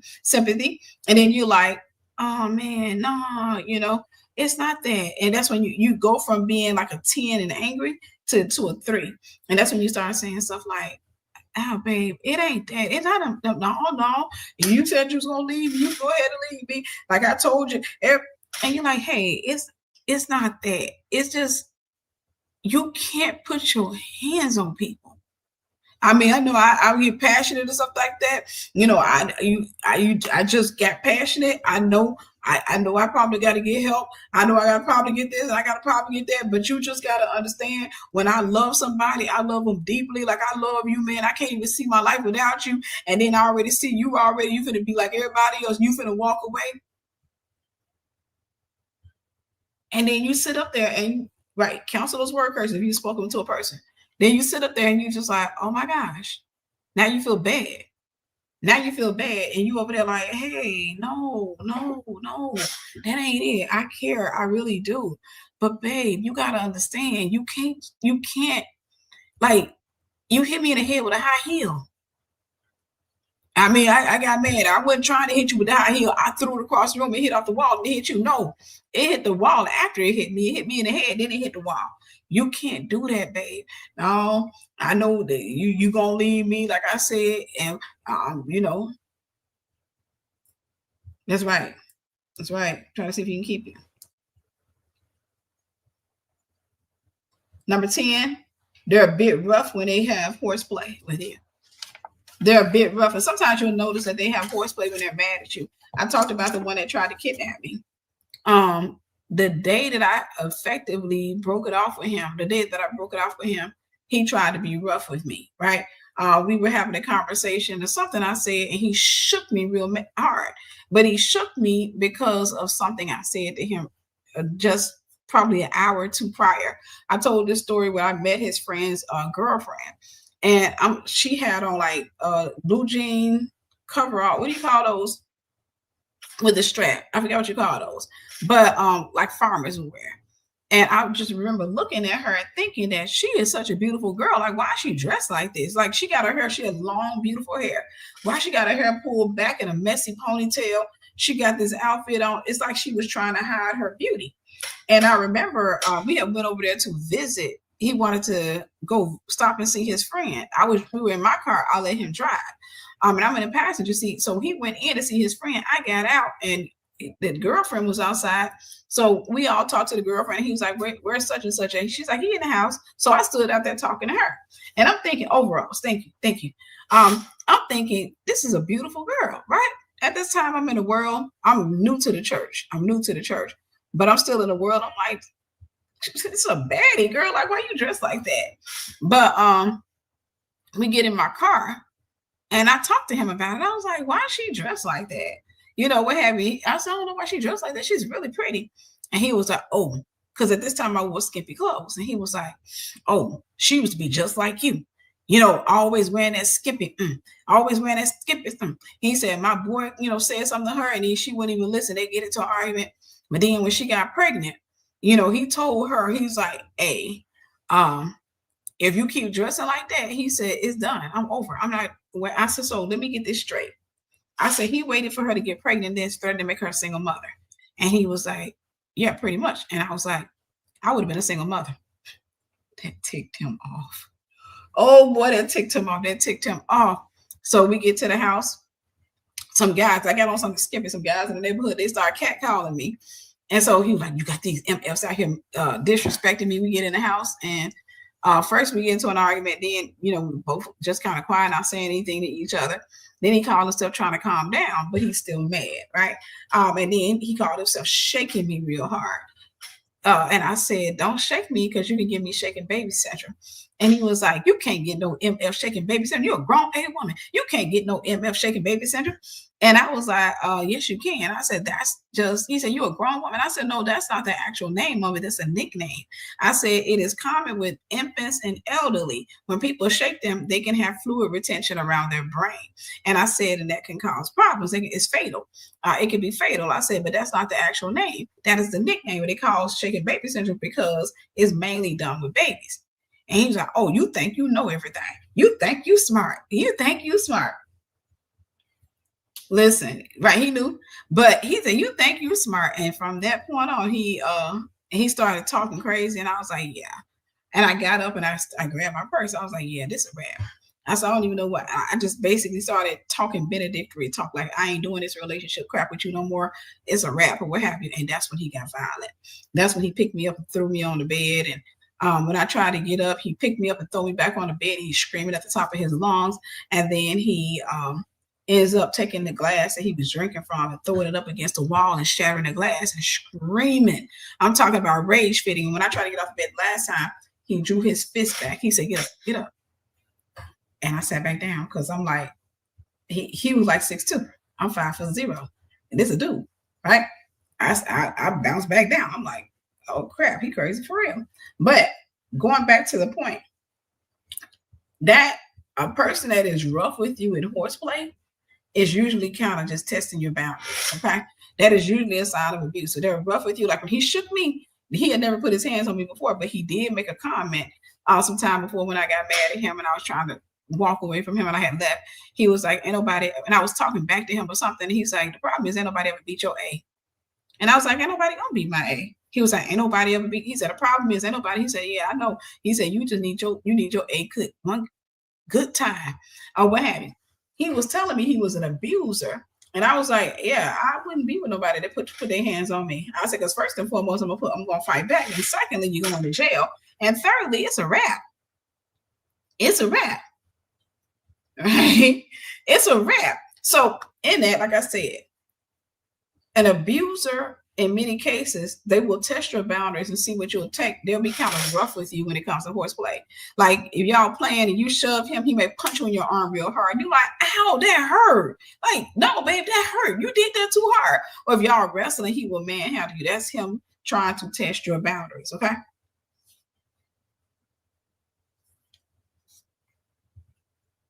Number 11, they start targeting and attempting to get you to remove the people from your life. To remove key people from your life. All right. They start targeting and attempting to get you to remove key people from your life.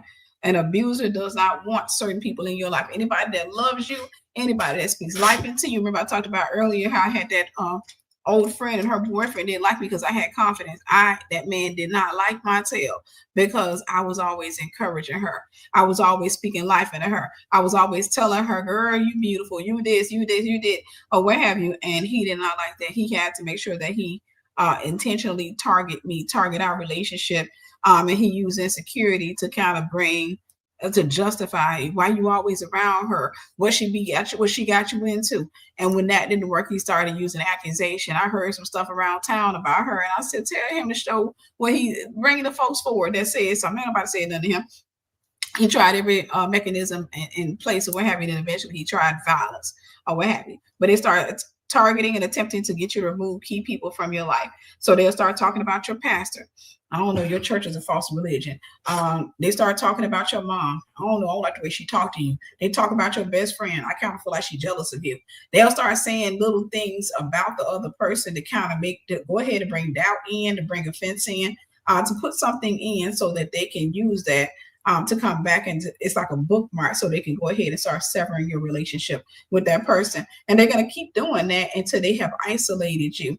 And once they've isolated you, they're going to put you around people that are insecure, people that are broken, people who are flying monkeys to them, people who support them, people who back them, people who may know how abrasive and abusive they are. They'll bring you around people that they feel are going to support them and their agenda with you.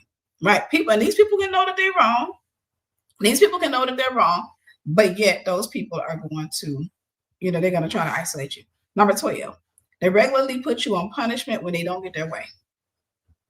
They regularly put you on punishment when they don't get their way. That can look like the cold shoulder. It can look like them deleting you on social media. It can look like them withholding a benefit from you. It can look like them talking about breaking up, but they will put you on punishment whenever you don't give them their way. A healthy relationship involves two people who understand that we're not going to always agree because we're individuals, and if we're going to be married, we're merging. So we're gonna find areas, especially key areas, that we agree in. But we also going to have our individual thoughts and beliefs and stuff like that. But we got to learn to have those thoughts and beliefs, and they not turn into arguments. Those are supposed to be moments. Those are bonding moments. Those are things that we can laugh about. Those are not times where we should be fighting. All right. But they put you on punishment when they don't get their way. They can put you on punishment when you don't agree with them. You can sit back and say, yeah, I believe this. And they say, well, I believe that. And you say, yeah, okay, cool. Right. A healthy person understands, hey, you can believe what you want to believe. I believe what I want to believe. It's not a big problem. An unhealthy person, a narcissistic person, an abusive man or an abusive woman cannot stand the idea of you having a belief system that is contrary to their beliefs. So they'll take it to the core. They will get, thank you. Oh, amen. God bless you. They'll take it to the core. They'll take it personal, and they'll put you on punishment for that. They may stop answering your calls for a few days if you're not living with them. They may, if you are living with them, just not want to talk to you and just keep on saying that they're just tired or what have you. They'll do things to make you feel, to basically dysregulate your nervous system, to take away your peace, to make your atmosphere uncomfortable, or to cause you to be tormented in your mind. Number 13, they monitor your movements, thoughts, and relationships. We talked about this earlier, so I'm not going to go into this too deep. They monitor your movements, where you're going, your thoughts, what you're thinking about, and relationships, what your friends say about me. All right. Do me a favor. Quick question. Let me know. Did you like and share? Did you like and share? Do me a favor. Be sure to like and share. All right. Let's get it. Let's get the message out. They monitor your movements, thoughts, and relationships. Number 14, they do not respect your boundaries. The word no triggers them. All right. They do not respect your boundaries. You can put up a boundary. They're not going to respect it. Bound people hate boundaries. That is an indication that a person is bound. I always say this, you should have boundaries. And if I ask everybody in this room, most of you will tell me that you got boundaries that you can't, like common sense boundaries, but you've never really written down your boundaries. You've never really thought out to write. You need to take time out tonight and write down boundaries that you have. And then you need to enforce them. The reason that sometimes a lot of you are ineffective at establishing boundaries is because you just got them in your head, and they're just thoughts and they're not solid, right? So you need to have boundaries, and they need to be established boundaries. They need to be solidified boundaries. But they do not respect your boundaries. You can say, hey, don't call me past this hour. Hey, don't call me out of my name. Hey, don't do this. Hey, don't do that. So if it's a healthy person, they will respect your boundaries, or they'll talk to you about it, but they're going to respect your boundaries. If it's an unhealthy person, that person is not going to respect your boundaries. Matter of fact, they're going to get upset at the fact that you're establishing boundaries, because again, they're going to go before you in their brain, and in their mind, they're going to say, you're trying to control me because you got boundaries. That's how they're going to define your boundaries as control. All right, that's how they're going to define your boundaries as control. You trying to control me, you trying to control this, and you trying to control that, when you're really just trying to protect yourself. You're trying to make sure everything moves right, but they're going to take it the wrong way. Consequently, they're not going to respect your boundaries. They're going to constantly keep violating your boundaries. As a matter of fact, you'll start noticing that for some of them, the minute you give them a boundary, they're going to intentionally just keep breaking it. Intentionally, they're going to keep breaking it, right?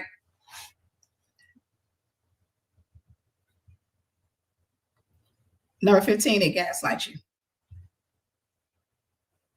They gaslight you, meaning they have a tendency to not only not take accountability, but they always try to make it feel like it's your fault. You said this. I never said all that. They twist your words. They always trying to make you feel like there's something wrong with you. Sometimes it can look like them looking at you like this. You okay? I never said that. And you like you did. You told me this. That ain't what I said. I mean, I get why you probably thought I said, but you good? When you're dealing with a narcissist, they will almost always try to make you question your mental health. All right, they're gonna always try to make you feel like you're crazy. They're gonna always try to make you feel like that you got to question your mental health, and it's effective because a lot of times you will start to do it. Because if they do that to you, you give the wrong people access to you. The Bible says, "Guard your heart, for out of it are the issues of life." Part of guarding your heart is making sure that crazy people don't have repeated access to you. If you keep giving them access, they will break your brain. They will break your brain because they're gonna keep on doing that every time. They're gonna say one thing, and then when you challenge them and say, they'll be like, "I didn't tell you that." And you're like, "Yes, you did. I think you were taking out of context something that I said to you. I didn't tell you that." It works, right? If they keep doing it to you, it's going to start working. That's why the minute you realize that somebody's narcissistic, or you realize somebody has a Leviathan spirit or Jezebel spirit, when you realize somebody is broken, a broken person is sent to break you. When you realize that they're broken, you need to move quickly, quick, fast, and in a hurry to go ahead and cut access to that person, because that person is going to keep throwing darts at you. They're going to keep on being used by the enemy in your life because, again, they've already pre-decided in their mind what they want from you. They've already pre-decided the direction that they want the conversation to go in and the relationship to go in, and they're trying to get you to be on board with it, for you to stop trying to go in one direction when they've already decided where they want to go with you. Number 16, they break or destroy things when angered. It can start off with their stuff, and then eventually it's going to move over to your stuff. They break and destroy things when angered. I grew up in a family like that, baby. You couldn't have nothing in my household growing up. If you made it clear that, let's say, if I had this in my household, my siblings would have destroyed this, right? If I liked it, right? This right here is not that expensive. But if I had something in my household and I liked it, and it was something I used, when they got mad, we got into an argument. My family would come and grab this and toss it on the floor and blam, break it. I remember having my ex-husband there, and I had got into it in both of my siblings. We got into it for whatever reason. I don't remember what we got into it for. And he used to always question why I didn't have much of a relationship with my family. He used to always say, "Oh, that is strange, baby. American people, I don't understand why in Africa, it doesn't matter. If we got families fight." And I'm like, my family's crazy. He was like, no. He had a computer, a laptop that he loved. I think his uncle gave him that computer. He adored that laptop. And I got into it with my siblings. What happened? Me and him had left and went to the store somewhere. We came back, his laptop was cracked. His laptop was cracked. And when he saw the stuff, and he looked at me one day, he said, he looked at me that day. He said, "I understand now why you don't deal with your family." He said, "They're crazy." You know how to say crazy. "They're crazy. Oh my goodness, now I see. Oh my goodness, I never see anything like that. Should you be in Africa, my family would never let me marry you. If your family was in Africa and my family had to go test before paying a bride price, my family should not let me marry you." I'm like, well, good thing we ain't in Africa, ain't it? Because I would get rejected based on the fact, I said, they're not healthy. They will break your stuff. Oh, I did. I got out. They will break your stuff. And that's what an abusive person would do. I ended up getting married. That's what he did. My ex used to break stuff. We had this stupid, crazy dynamic where he would break something. And then as soon as we reconcile, he would come and be like, "Hey," because he broke the coffee table right before we got married. And that was the thing my mama used to try to stop me from getting married to him, because we were shacking up. And he got mad and went up into the living room. We had a glass coffee table. Kicked it. I'm talking about, we kicked it right under it. Just kicked it and just shattered it. Right. And I think he broke that one in one of the end tables. I don't remember. He broke the glass. And so my mom, she got wind of it, even though I wouldn't tell her how much of anything at that time because I knew she hated him. But after he calmed down, the next day when he was calm, he come up in there and he was like, hey, I was up in there, I was thinking, I was looking, I found something in the phone book where, you can go get glass because, you have the plain clear glass and a glass table. He said, we can do something different. He said, we can get smoke glass. You see the reward?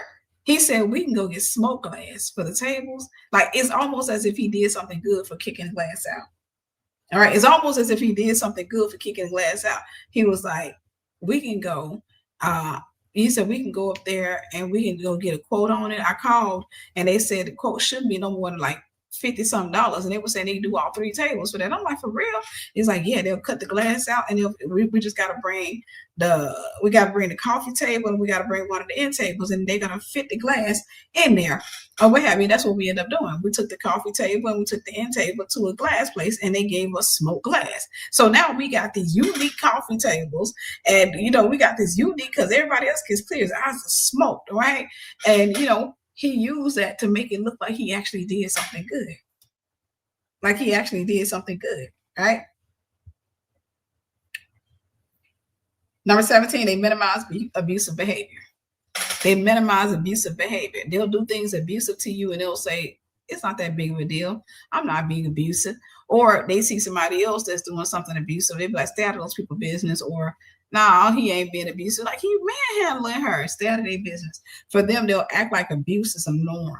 They'll act like abuse is something that, in many cases, if you're dealing with a male abuser, they will almost always act like a woman needs to be disciplined. Like we have no self-control, that we do dumb stuff if we're not beat or put in our place or punished, if we're not cheated on or we don't have something bad happen to us, that we are controlling little wicked witches that give men hell, and that all of the evil things that they do to us is kind of needed. They'll never say that, they'll never articulate that, but you'll see the assumption there. Right? They'll say, I can be beating you and cursing you out.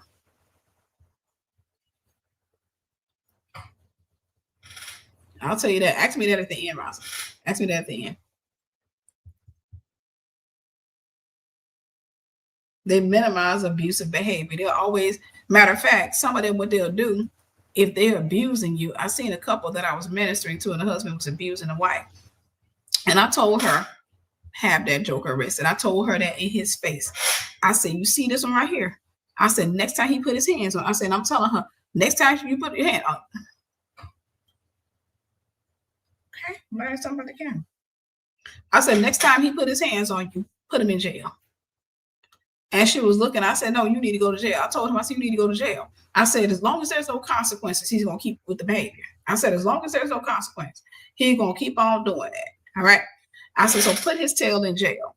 I remember she ends up putting him in jail after he had an abusive episode, head butter and bitter. All right. She ended up putting him in jail. She had just discovered she was pregnant by him. And I remember after, while he was in jail, she packed up her stuff and she moved in with some of her family. They lived right around the corner from me. And I used to go to, what type of court was that? It wasn't a basketball court. I think it was a tennis court. I don't know what type of court that was, but I used to take Milo in there because it was fenced in. And when people weren't there, I just kind of let him loose up in there and let him run around. And I remember, he would pass by. He stopped at the court one day and he come over there. He started talking to me. And he was like, yeah, have you talked to her and all that? And I'm like, you need to get help. And he was like, I know, I got angry. I should have did this. I should have did that. And then he started minimizing his abuse. He's like, when I was in the cell, I met this guy. And do you know, this man was talking about how he chained his girlfriend to the chair, was beating her and burning her with cigarettes. He says, see, it's men out there like that. Like this little stuff she talking about, that ain't nothing. He said he tied his girlfriend to the chair for several days. He was beating her and burning her with cigarettes. And he seemed amused by it. I was like, what you did was still abusive. Because I already saw what he was doing. He was already getting ready. And he did do that with her. He went and told her that story because he was trying to make it look like, see, I'm a good guy. Like, I don't really abuse you. What you call abuse ain't really abuse. Say, I'm a good guy. See, because this man tied the girl to the chair or what have you. And I said, no, that's a whole other level of abuse, but it's still abuse of what you've been doing. It's still abuse. You can't minimize that. But they will always minimize it because they don't want to stop doing it, because they like the control aspect. And if I can say this, I'm going to say it out loud. A lot of people that are abusive get turned on by it. They are serial killers in training. They get turned on by the idea of abusing you and then sleeping with you after the fact. Some people in this room that's been through abuse can vouch for it. And there's some people in this room that are currently in abusive relationships and they're quiet. But they can vouch for what I'm saying. That when you're with an abuser, in many cases, they actually get turned on by abusing you.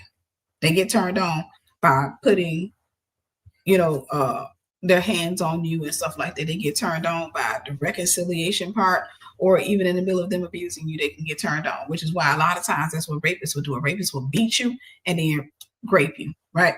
It's because they get turned on by that.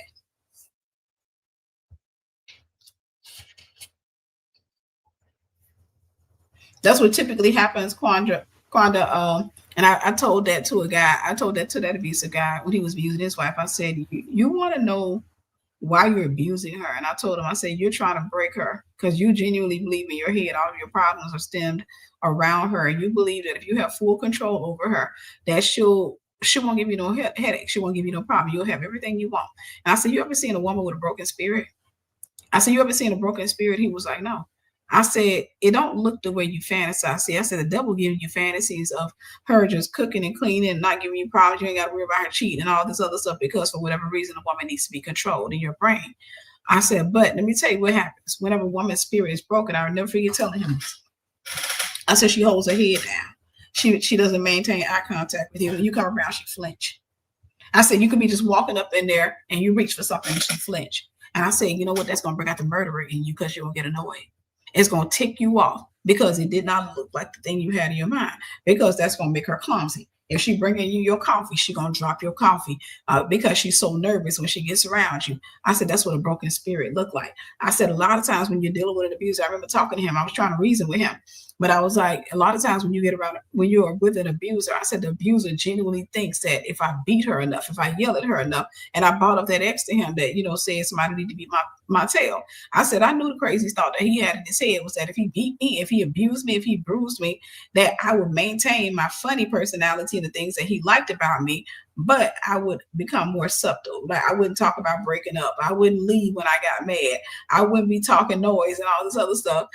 That's what he thought. And I said, what he didn't realize is that abuse would remove my personality, right? It will make me afraid to be who I am. So I would lose myself in who he wants me to be instead of being who I am. So the things that he loved about me, he would have lost that too. The things that he loved about me, he would have lost that too. I said, the things that make him want me, he would have lost that too. But I said, but the devil will put it in your mind, right? That you will have everything you want in that woman. And then you can get rid of the flip lip that she got, the attitude. You'll get rid of those things. Right. Where were we?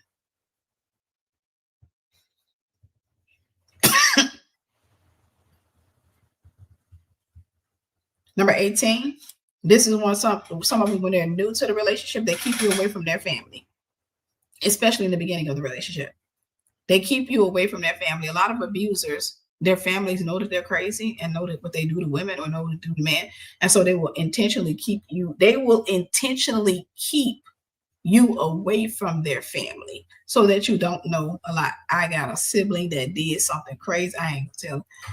But this child got married to a woman, kept her away from the family. Kept her away from the family and convinced her that he had a twin. Convinced her that he had a twin brother. This woman married him thinking that he had a twin brother and used the alternate twin to cheat. So when the girls would call for the other person, the twin, he'd answer the phone. The wife answered the phone. She's like, oh, he ain't here. Created a whole profile on social media. Would put up found a picture on social media of a dude that looked like him. Created a whole profile and made that person, right? And sat there, married that girl, kept her away from us, kept her away from the family. So she wouldn't know she wouldn't know his MO. She wouldn't know anything. Moved her. She was already living in another state, kept her away. And it wasn't until this particular family member ended up going to jail. It wasn't until he went to jail for something else that she reached out and found out that, one, he did not have a twin. True story. He did not have a twin. That everything that he had been selling her had been a lie. When people intentionally keep you away from their family, that is red flag. That's especially if they have a relationship with them. Now, if they tell you they don't got a relationship with their family at all, it still be kind of iffy.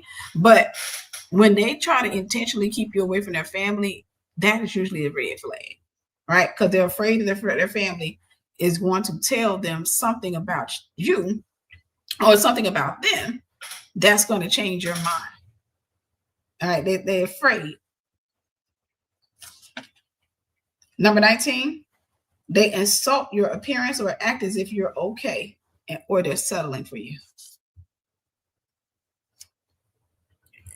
I'm telling you the truth. They insult your appearance or act as if you're okay, or they're settling for you.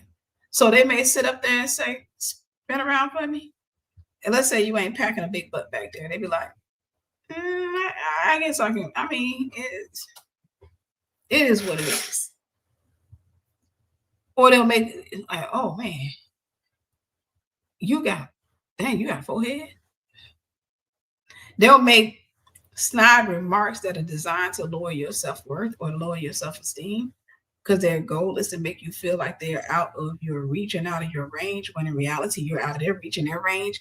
And they feel that because of their insecurity, they'll try to make you feel like you're not pretty enough, or that you're not their norm, that they normally get women that are a little bit more curvaceous, or a woman that's a little bit more this or a little bit more that. They will always try to make you feel like you're inferior to what they get. They always try to make you feel as if you're inferior. A man that is healthy in the head will make you feel like you're the most beautiful woman he's ever been with. He will looking at you like,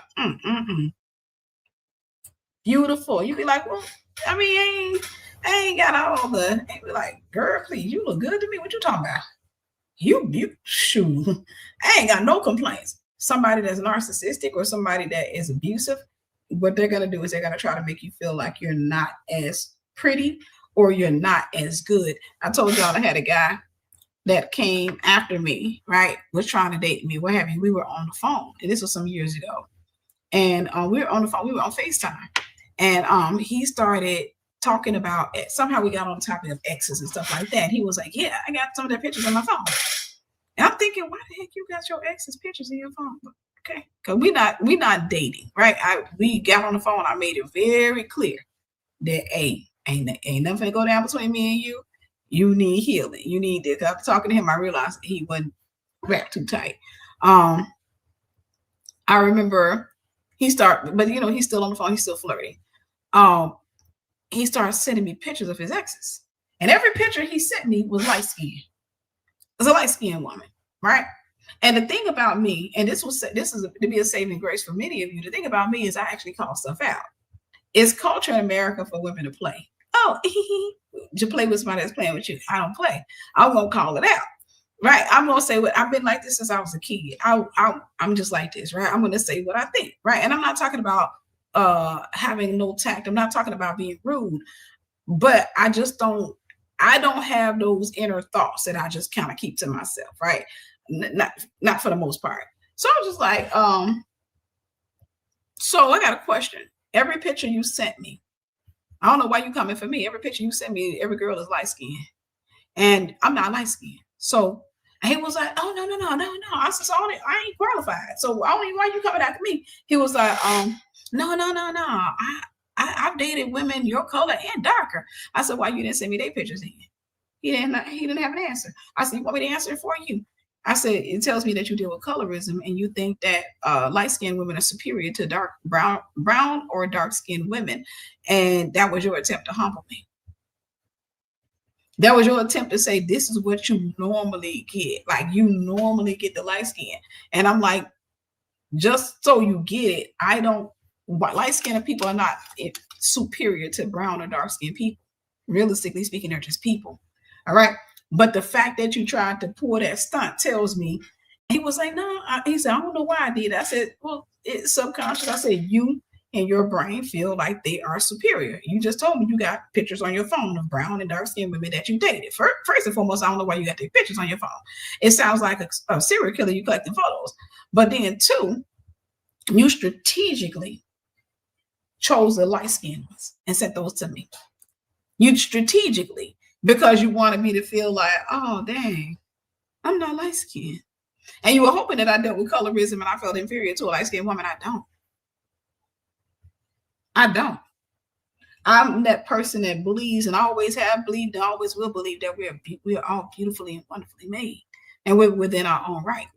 I happen to be that person that knows that, hey, there's a man that's like, dang, I love that girl. I want that girl. She's beautiful to me. But then there's another man that look at me and be like, she all right. Then there could be another man that look at me like, oh, she ugly.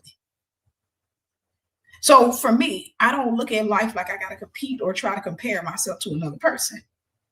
All right. I just look at life as, hey, we all got preference. Okay. We all got preference. And so what you think is beautiful in a man, because I've had times where I've been out with my friends, they be like, that man is fine. And I'm looking at the man, I'm like, he look like a Ninja Turtle.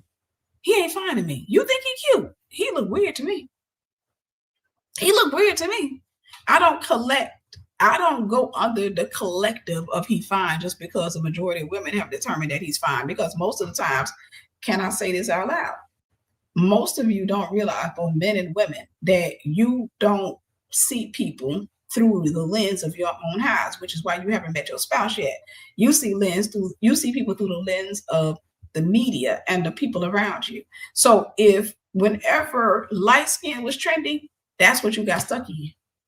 Arrested development relationally, you got stuck in that. You don't know how to have your own independent thought when it comes down to beauty. And I remember I got delivered from that because I had, and I've never been a colorist person, right? I've never been into light skin, brown skin, or dark skin, because I can be honest with you, I've dated all shades of guys, all shades of black. I never dated outside my race because I was scared of white guys. But it was fine.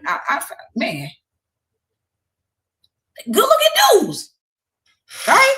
Really good looking dudes.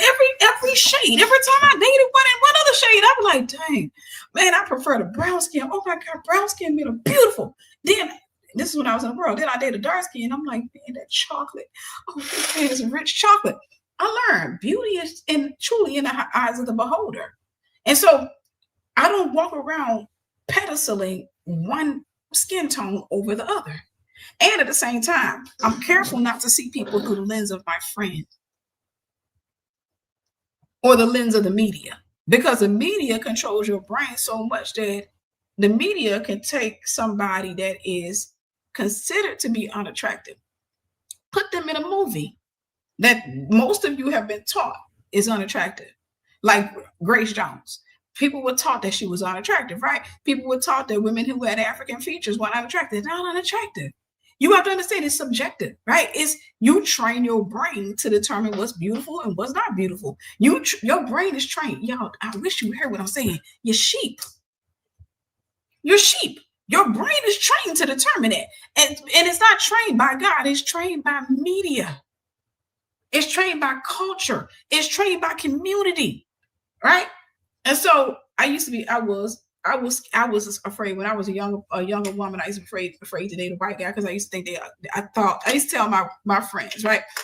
In high school, I had a mixed friend group. It was 3 white girls and 3 black girls.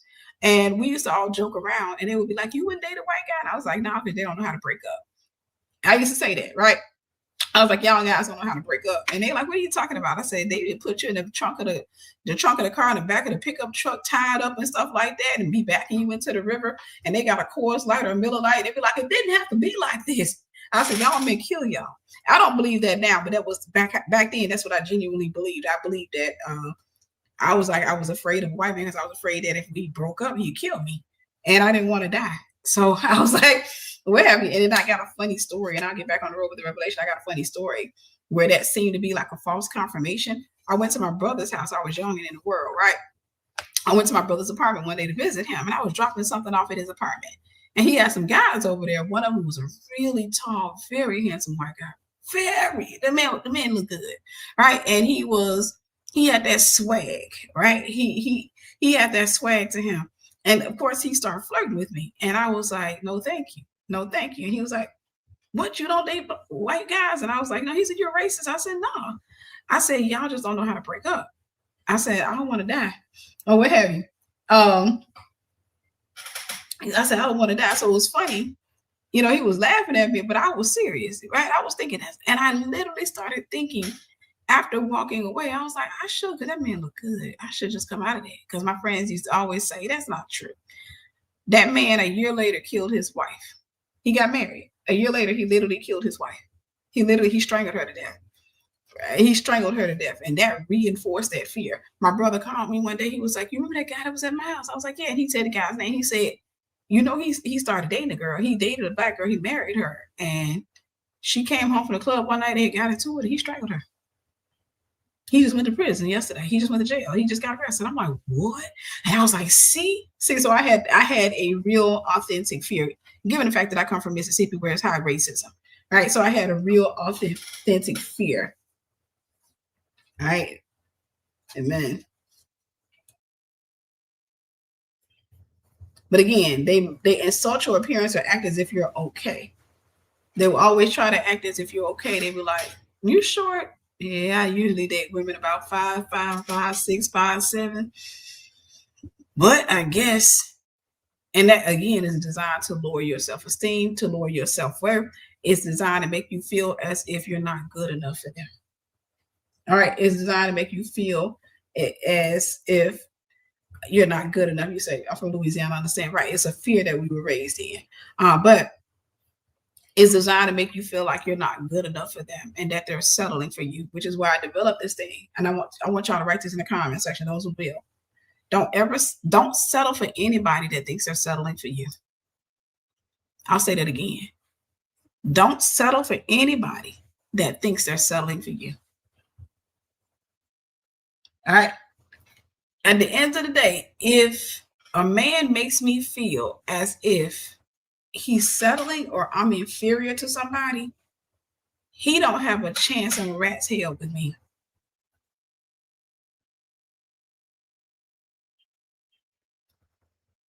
He don't have a chance in a rat's or roach's hell with me because he's already shown me his hand.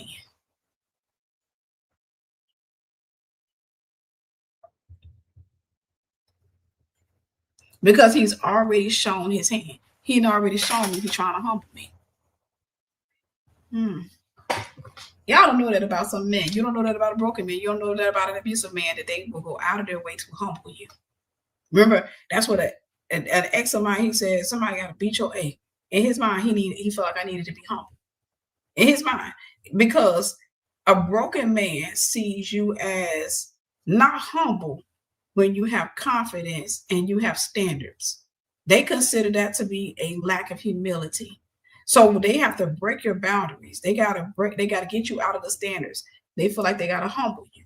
When you come across a person that feels the need to make you feel inferior, feels the need to make you feel that you're not that, you ain't all that, or that you know, let me show you some pictures of my exes, right? I'm gonna show you some pictures of my exes. I'm gonna show you some pictures. They feel the need to do that. Run for your sanity.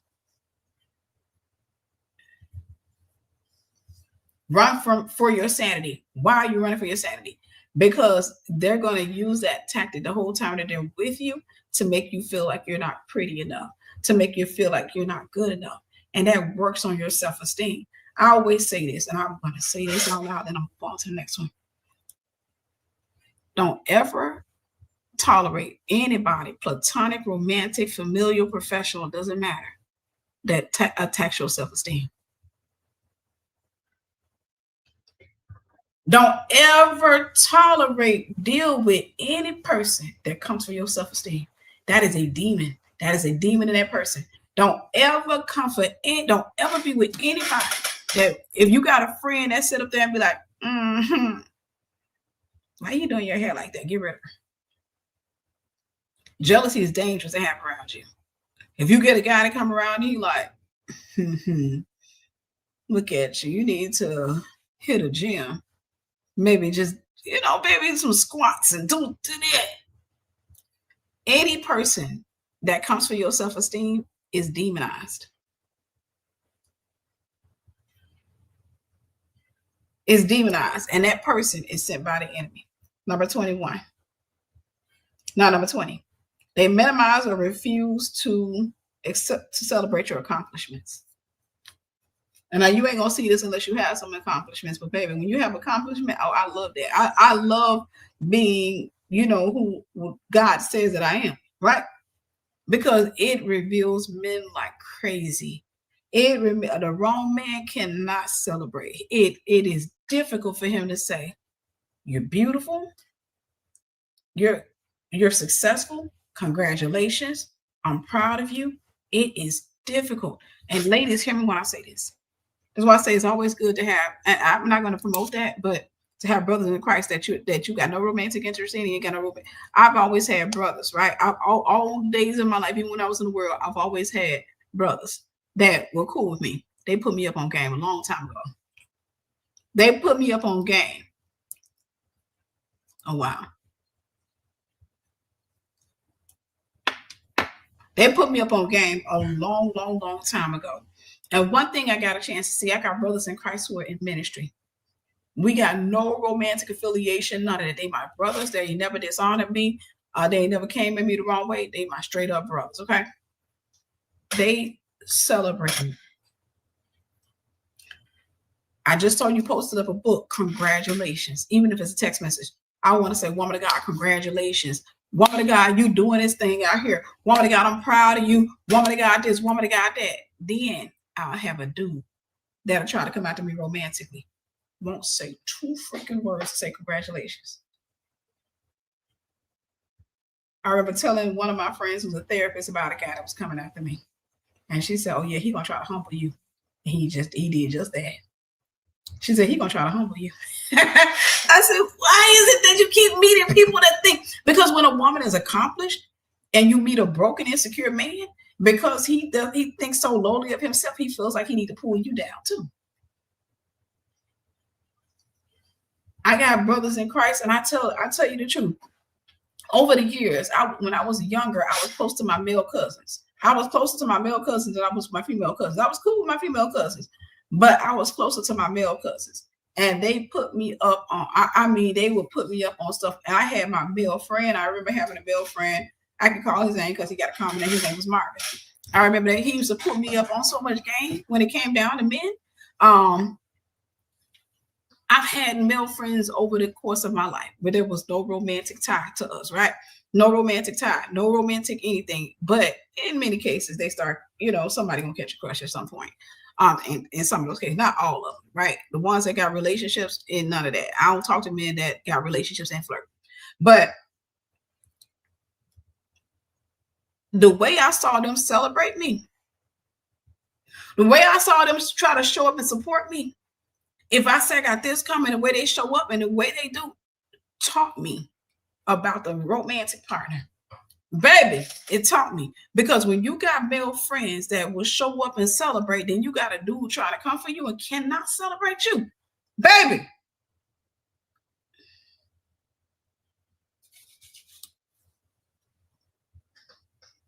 You better spray him. Get that joker away from you.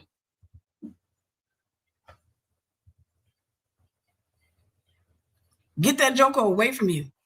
That person feels the need to humble you. They don't want to celebrate you. They don't want to blow your head up because they think that that's going to make you feel like you're better than them. That is insecurity, brokenness. That is a whole lot of evil things that's going on. You don't want to be with nobody like that.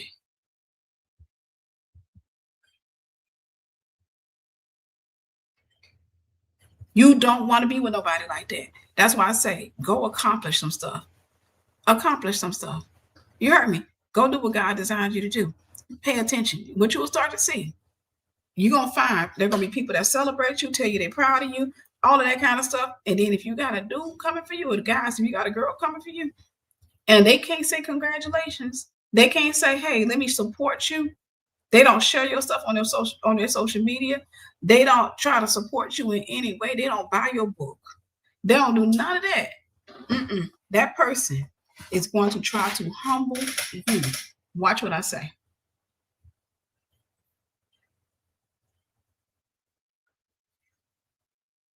I'm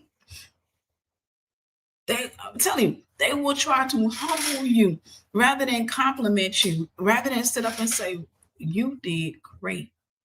I'll say this. When I was in elementary, I don't know if you guys know this story. I was in the 6th grade. I had a teacher by the name of Miss Alexander. Miss Alexander was considered the meanest teacher in school. Whenever you were in the 5th grade, you knew that your homeroom teacher, your main teacher, was going to be either Mrs. Alexander or Mrs. Jones. Nobody wanted Mrs. Alexander. Nobody wanted, because she had a reputation for being difficult, stiff. She had a reputation for, she didn't play, right? She will paddle you, or she'll send you out of her classroom, like no questions asked. It wasn't going to be no grace up in there. Nobody wanted Ms. Alexander. So when we came back to 6th grade year, we get our schedules. I look on my schedule, and guess what? I got Ms. Alexander. I ain't tripping, because catch this. I'm going to say something. I've never been scared of mean teachers. For whatever reason, I kind of like having mean teachers. Not mean, nasty, vicious, malicious, because I had those type too. I ain't talking about them. I like the teachers that were considered mean, that kept order. I like order. Okay, I like order. What have you? So I like the teachers that kept order in their classroom. What have you? So I was a little disappointed, but I wasn't too disappointed. Or what have you? I was only disappointed because of what I heard about her. So when I got in her classroom, she was as strict as they said she was. She did not play. She ran that classroom with an iron fist. Them kids, I don't care what. We had 6 classes.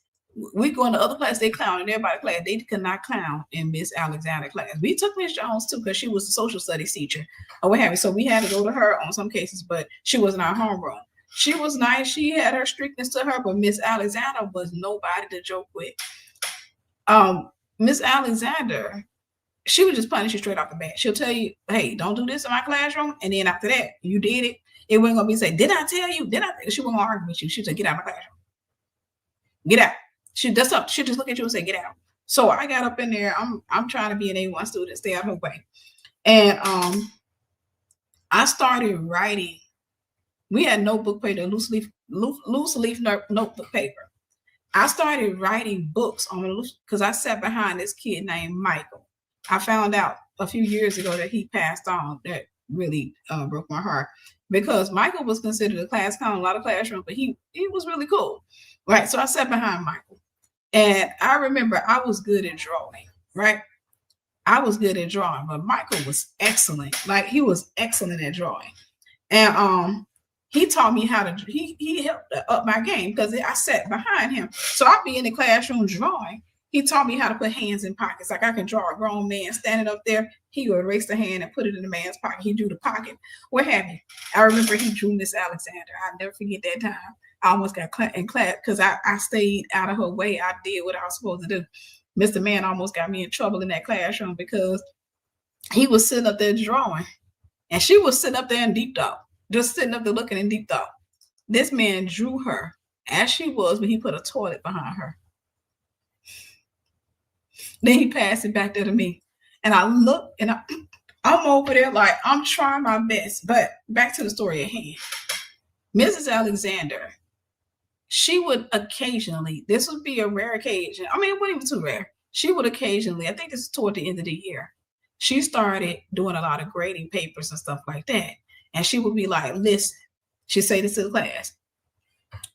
I'm about to, he put a toilet behind her, put her hand on her, like she just looked like, it took everything in me not to scream up in there. But she would say to the class, she'd say, listen, I'm about to grade papers. You got a choice. I'm going to let you, I'm not going to give you no work. I'm going to let you chill out.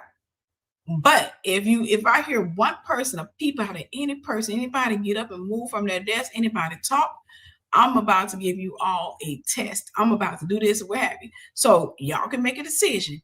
Do you want it?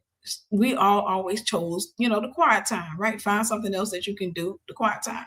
So she was like, she would give us 2 or 3 minutes to go and pick up, like she had shelves with books and stuff on them. She'd give us 2 or 3 minutes to go and, get our stuff, get whatever we wanted so we can start, what have you. And we would be silent. Michael's sitting in front of me. I'm having fun, learning how to draw, up my drawing game. And I started folding my paper. I would get notebook paper, I would fold it in half, and I'd draw a piece of art on the front. Then I put a title on it, and then I would write a scary story. I would do that at home as well, and I would bring it to school with me, right? And so I would staple the back of it, so you would have, y'all know what I'm talking about. And I didn't rip this right, but it would be a book that kind of looked like this. It would look like this. It would be loose leaf notebook paper. It would look like this. I have like a drawing on the front of it.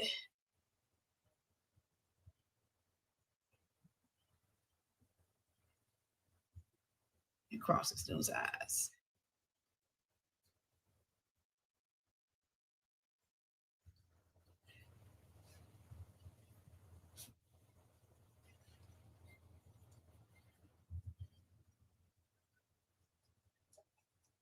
Just give you an idea. I'm also dramatic. All right. Ain't gonna say this a dude. It's gonna be a girl.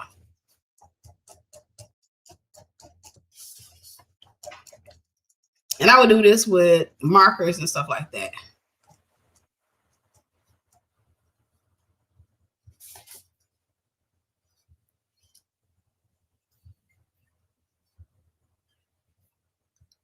This is just me being funny, y'all.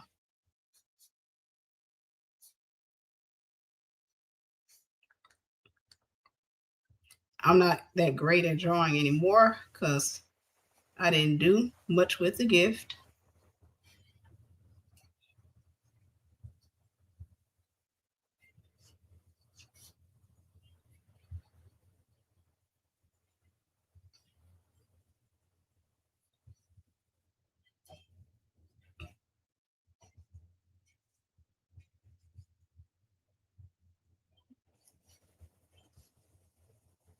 Just to kind of give you an idea of what I used to do. Y'all like the drama? I would do something like this. Notice a woman with a dog's body. Okay. I would do something like this. Katie's Nightmare. This would be the book. And it'd be several pages. And I would write in the pages. Right. I would write a story and it would be about people dying. It'd just be a crazy story. It'd be monsters hanging from trees, hiding behind stuff or what have you. And yes, Ben Johnson. So I would do that. And I was in the classroom and I had been telling Michael about some of the books I wrote at home. I bought them to class and I was writing some whenever she would give us free time. I would write me a little book or what have you. And then, I would staple them together, what have you. Matter of fact, between class, when she gave us 2 minutes, I would already go up there and get paper. And the stapler gun, I go up to her desk and I'll staple some paper. One particular day, Mrs. Alexander, she asked to read one of my books. I want her to read one of my books. Because they talking about it's grim, it's creative, but it would be scary and funny. All my books would be scary and funny because it would be people doing crazy stuff to get out of getting killed and stuff like that. She asked to read it and she read it and she said, "This is really good. Do you have any more?" I said, "Yes, ma'am." So I gave her some more of my books. She said, "Can I take these home with me?" I said, "Yes, ma'am." I'm a little on the scared side. She took them home with her. She comes back. And then she looked and she called. She said, "You have a gift. You have a very unique gift." She said, "You're going to be a best-selling author one day. Did you know that?" I'm a kid whose parents ain't never spoke life into her. I was a kid whose parents ain't never spoke life into her. So I'm sitting there looking like, "Thank you." She said, "No, seriously. You have a gift. You're going to be a best-selling author one day." She said, "So can I ask you a question? Can I keep your books?" She said, can I keep your books? And I want to put them in a box by my desk or what have you. And I said, yes, ma'am. So I let her keep my books in a box by the desk. What she did was, with the other kids, whenever we have to have quiet time, she'll be like, okay, y'all go find something to do. Y'all come get one of Tiffany Buckner's books up here or what have you. I filled that box up because I was being celebrated. I filled that box up. I was coming in. I had all these little things, right? I filled it up. And I think it was so surreal to watch the kids in the classroom get up and empty the box out. To get up there and be going, you read this one already? I read this one. Give me that one. Give me that one. Oh, that one good. To watch that blew my mind. Miss Alexander, decided that she wanted to have a talk with my parents to tell them that they needed to steward the gift that I have or the gift that I am well. So she set up a meeting with my mom. My mom came to the school that Friday. Miss Alexander, my mom thinking I'm in trouble. Miss Alexander said, I got you up here. Because my mom never knew I'd never been in trouble, but I don't know why she thought I was going to be in trouble. But she said, I got you up here to tell you that your daughter has a unique gift. And she showed my mom that box full of books. And I saw I already knew in my head, I knew I was in trouble. I knew I was in trouble. My mom looked, and Miss Alexander kind of caught on that my mom was upset. And she was like, you need to steward her gift well, maybe some classes, because she's going to be a best-selling author one day. She's going to do this. But my mom could not stop focusing on the fact that I was using notebook paper. She had a poverty mentality, right? We were in poverty. She had a poverty mentality. All she looked at was the fact that, I was in constant need of notebook paper. She said, now I know why she keep running out of notebook paper so fast. Well, I don't know if she said that to the teacher, but that's what she said to me in the car. Now I know why you keep running out of notebook paper so fast. And she said, I'm going to whoop you when we get home. I don't remember if she whooped me, but I remember her telling me she was going to whoop me. She yelled at me for using up my notebook paper for that. And I was like, oh, dang. Definitely work on it. When I got back to school that Monday, Mrs. Alexander walked up to my desk, and I could see during her tears in her eyes. Like you could tell she was hurt and disappointed. And she was like, she handed me a stack of typing paper or printer paper. And she said, use as much of this as you need. There's more where they come from. So she said, so you don't use your notebook paper, you don't get in trouble. She said, I don't want you to stop writing. You hear me? She said, use as much of this as you need. Use as much of this as you need. Right when I had got discouraged and everything, thinking, oh man, I ain't going to get in no more trouble, she gave me notebook paper. And that was the time. In that classroom, I probably wrote 50 or 60 books. I wrote a lot of little books, and I probably wrote more than that. All right, little testimony. But again, a narcissist, a broken person, an abuser will minimize your accomplishment. They will not, even in that. I love my mom dearly and I miss her dearly. She couldn't celebrate me. She couldn't say, great job, I'm proud of you. She couldn't do that. And one thing I learned in life, for me, I know abusers and abusive behavior because I grew up in it, and I'm very intolerant of it. If I talk to a person and I start seeing the signs, I'm going to likely get rid of the person. Because I got a chance to see, hey, with a person like that, they usually got an evil heart. It's not just an evil heart towards you, but they got an evil heart. Because of traumas that they've experienced, they don't have a good heart. And that person will go out of their way to humble you, to break you. Mrs. Alexander was a seed that God planted in my life, right? And I still remember her to this day. It absolutely does, about 23, right? But I still remember her to this day for that contribution she made to my life, because she encouraged me, spoke life into me, and she just told me, keep going. Number 21, last one on this list, they control or attempt to control you and disguise their control as protection.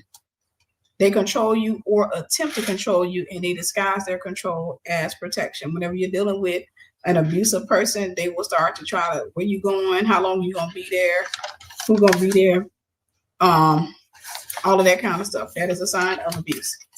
He took it to the crowd.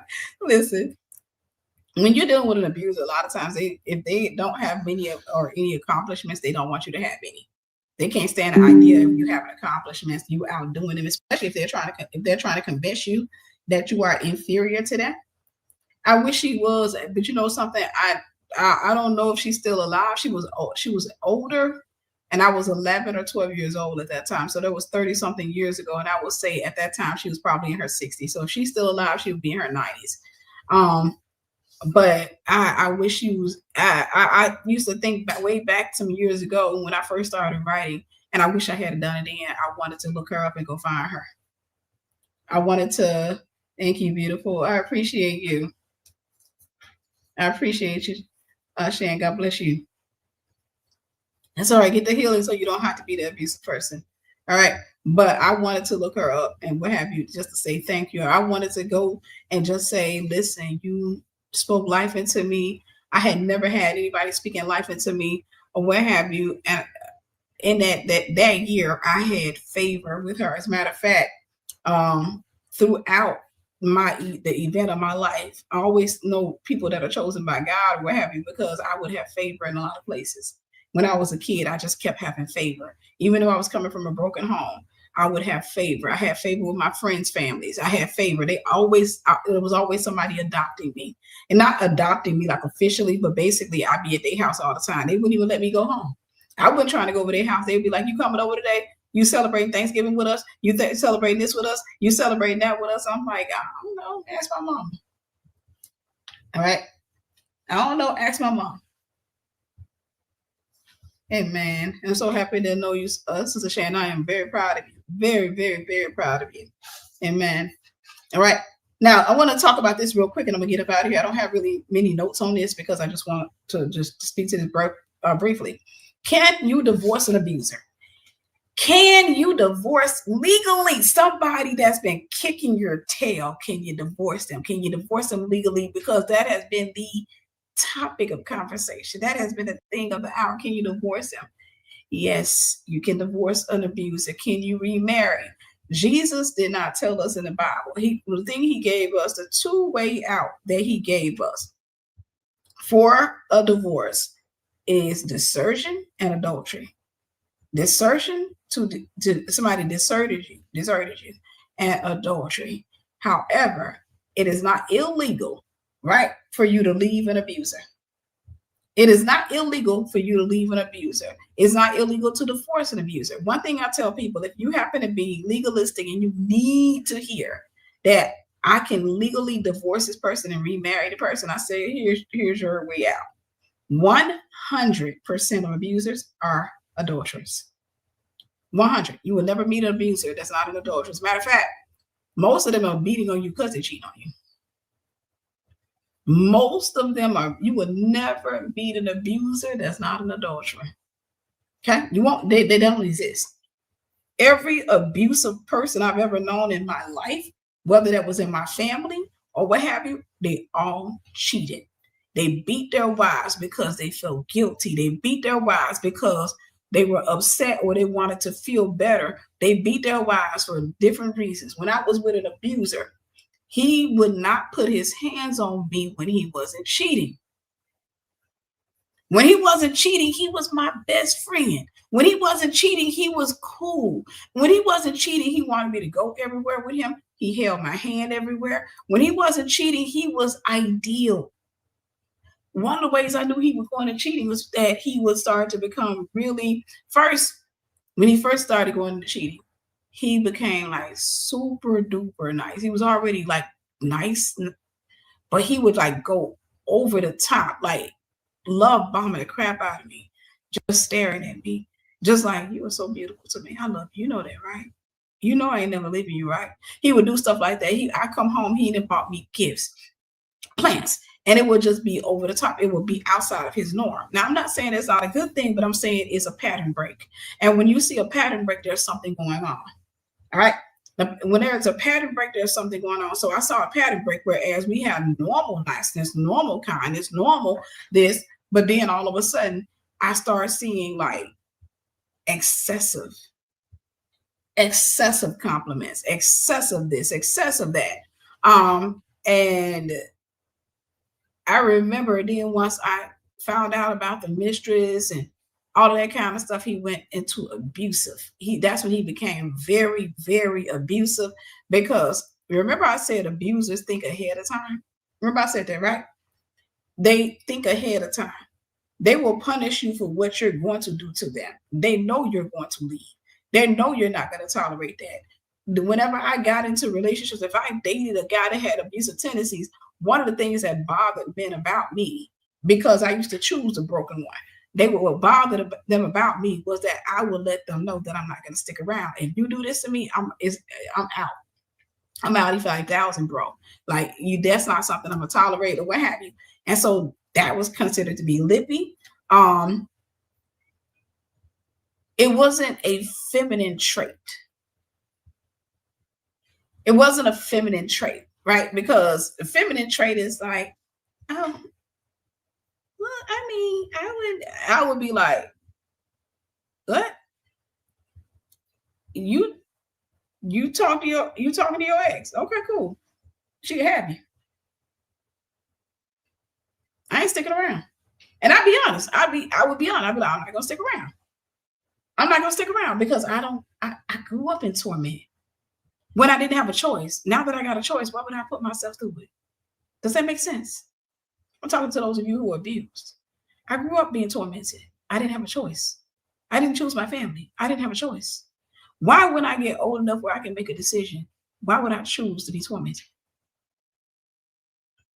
Why would I choose to be abused? Why would I choose that? Right. They were abused and they passed the abuse on. They passed the abuse on. So, can you divorce an abuser? Yes. Can you remarry after an abuser? Yes. Because 100% of the case, if you just need to see, hire a private eye. I don't know how many people I've told this to. Hire a private eye. Guaranteed they didn't cheat on you. Guaranteed. If that's going to be your way out, take that.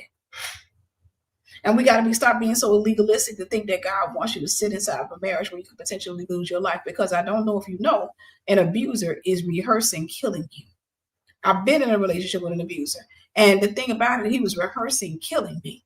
His favorite mechanism of abuse was to strangle me. He would get mad, and his thing was he would put his hands around my neck and strangle me. And I'd be trying to fight back from the bottom. I'm trying to fight, and he would strangle me until I couldn't fight. I knew a lady that I used to work with. Her ex-husband did that to her. They separated. She made the mistake of getting back with him. And he was doing everything to get her back. He was bringing roses to her, all of that. She was an older woman, real pretty older woman, what have you. And I remember I used to look up to her because, she just seemed to have, confidence or what have you. But she had got back with her ex. And I remember when she came to work, she had missed a day from work or what have you. And she came to work and she said she had to have her ex arrested. She said he strangled her until she passed out, till she was sleeping. She urinated on herself. She said he strangled her until she passed out. When you're dealing with an abuser, they don't stop at being abusive because they don't love themselves. They don't love God and they don't love themselves. So that's going to trickle down.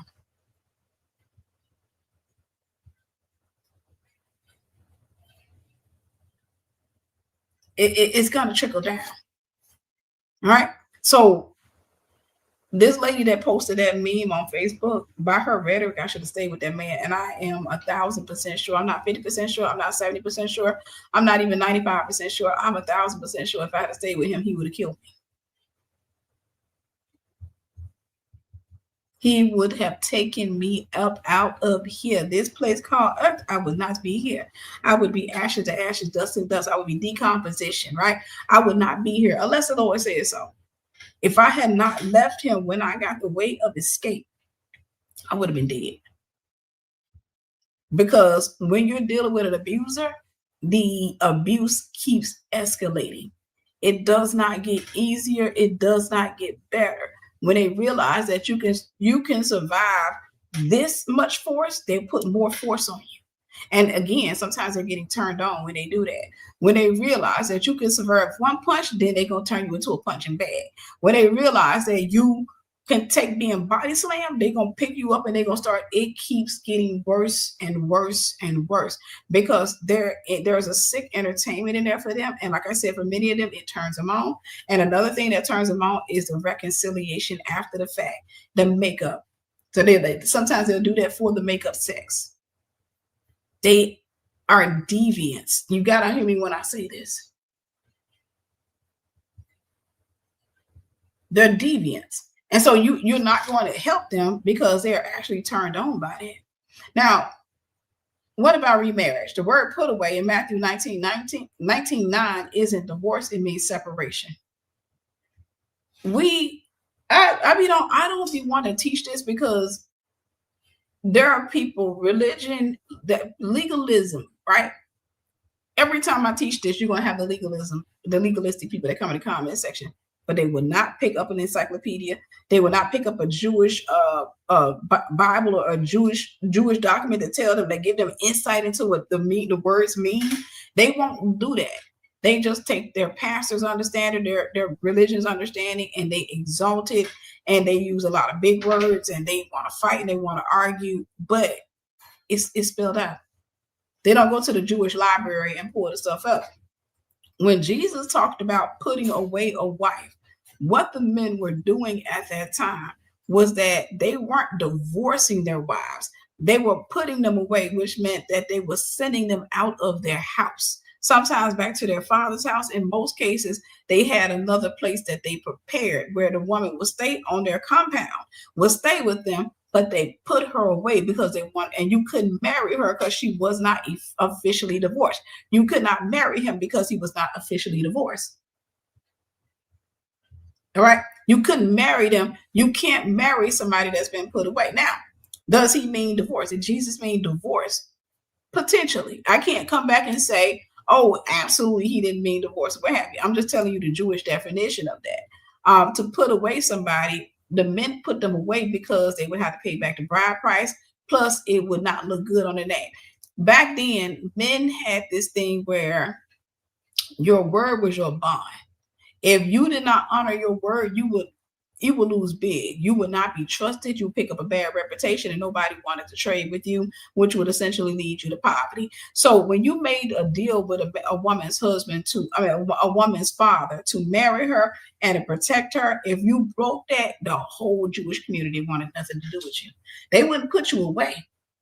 I mean, the whole Jewish community, they wouldn't cut you off. But for the most part, they would not want to deal with you. They wouldn't want to marry their daughters to the remaining sons. They wouldn't want to marry their sons to your daughters. They wouldn't want to fool with you because you were considered a person who broke your word. So a lot of men, instead of divorcing their wives, because they didn't want to deal with the shame of it, and they didn't want how to pay back the bride price, and because they didn't want to deal with, all the repercussions of it, what they would do is they would put their wives away.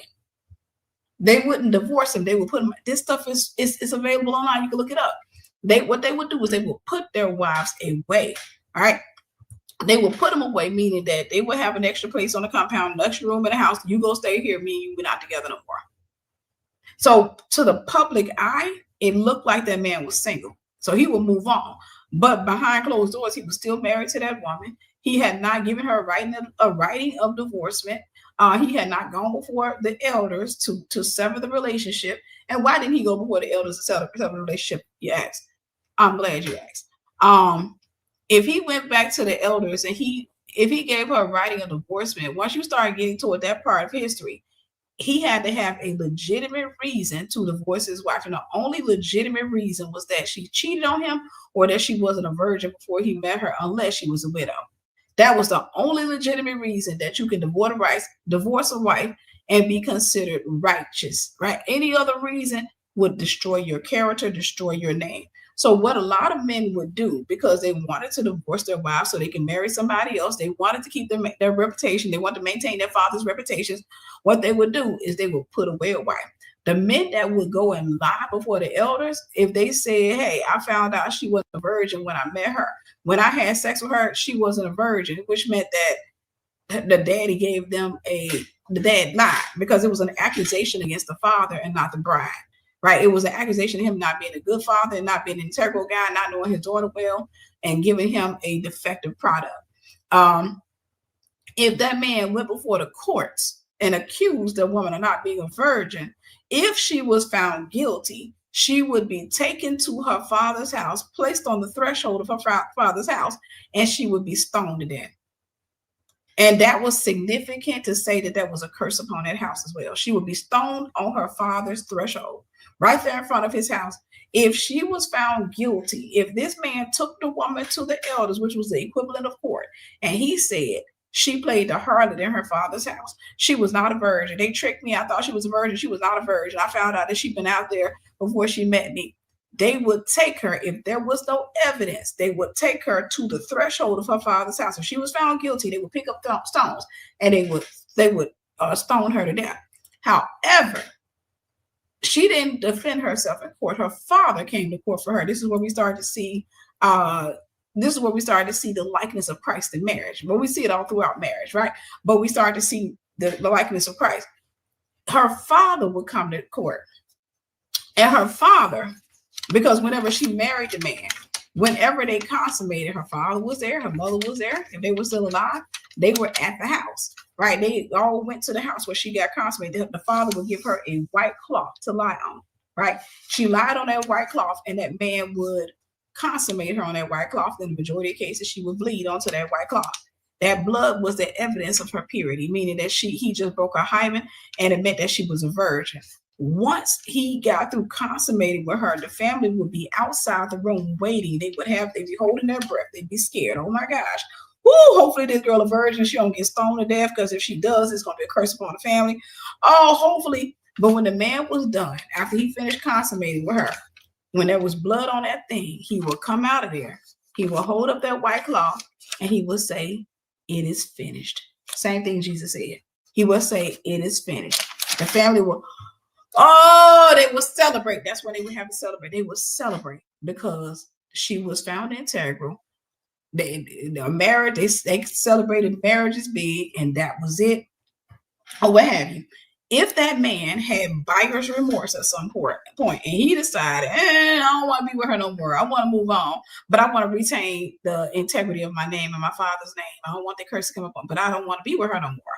I'm bored with her. It's another girl that I want to take to marry, and I can't marry her because, her family ain't into that kind of stuff.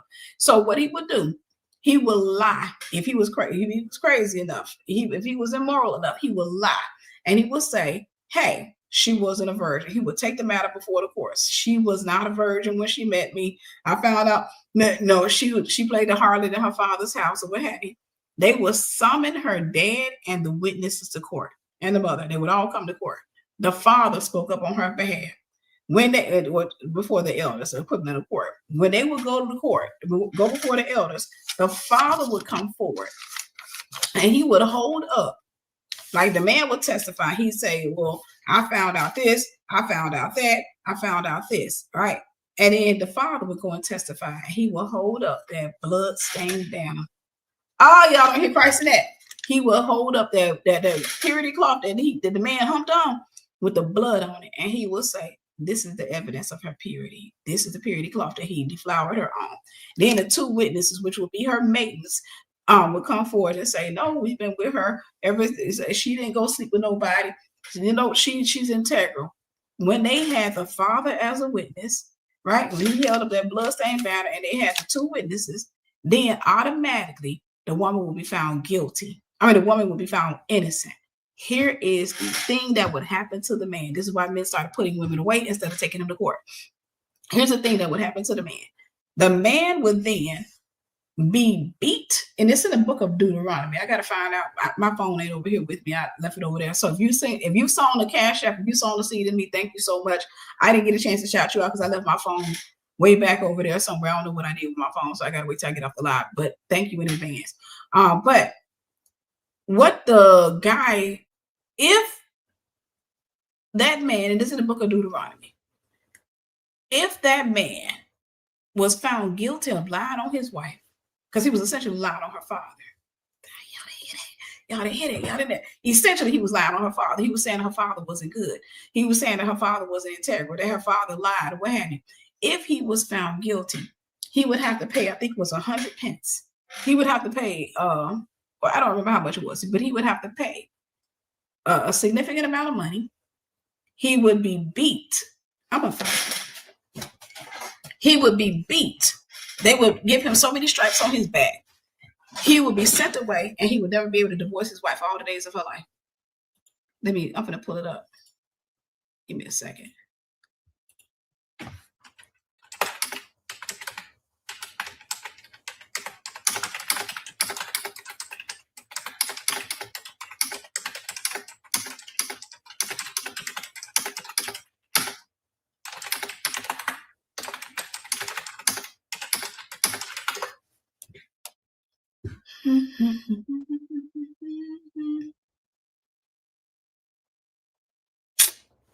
Waiting on the search.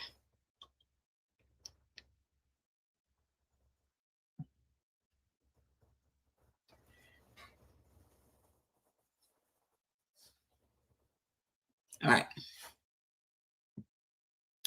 All right. In Deuteronomy 22, and I'm using ChatGPT to pull this up. In Deuteronomy 22, 13 through 19, if a husband falsely accused his new wife of not being a virgin when they married, the elders will punish him in 3 ways. He was publicly chastised, likely meaning beaten or flogged by order of the city elders. He had to pay 100 shekels of silver to the woman's father because he had publicly slandered a virgin of Israel. This was twice the standard 50 shekel marriage payment mentioned in Deuteronomy 22, 29. He lost the right to divorce her for the rest of his life. He could never put her away. That was his punishment. No man wanted to suffer through that punishment.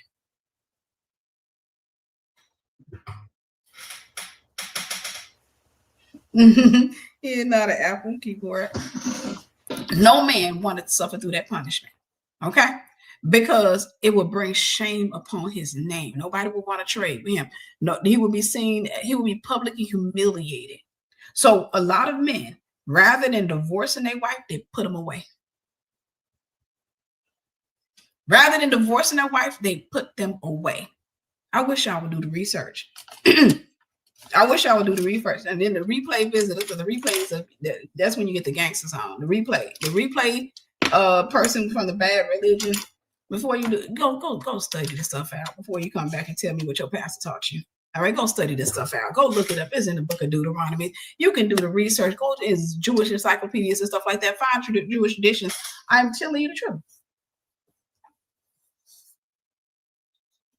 Right. And it was the father, which is significant because it's the father that he claimed our innocence through the blood of the Lamb, right? The bloodstained banner of Jesus Christ. And so that's what the guy would do. He would lie so that he could divorce the woman. But after a lot of men had been made an example of, some men still did it, but then there were still other men that would sit up there and they just put the wife away.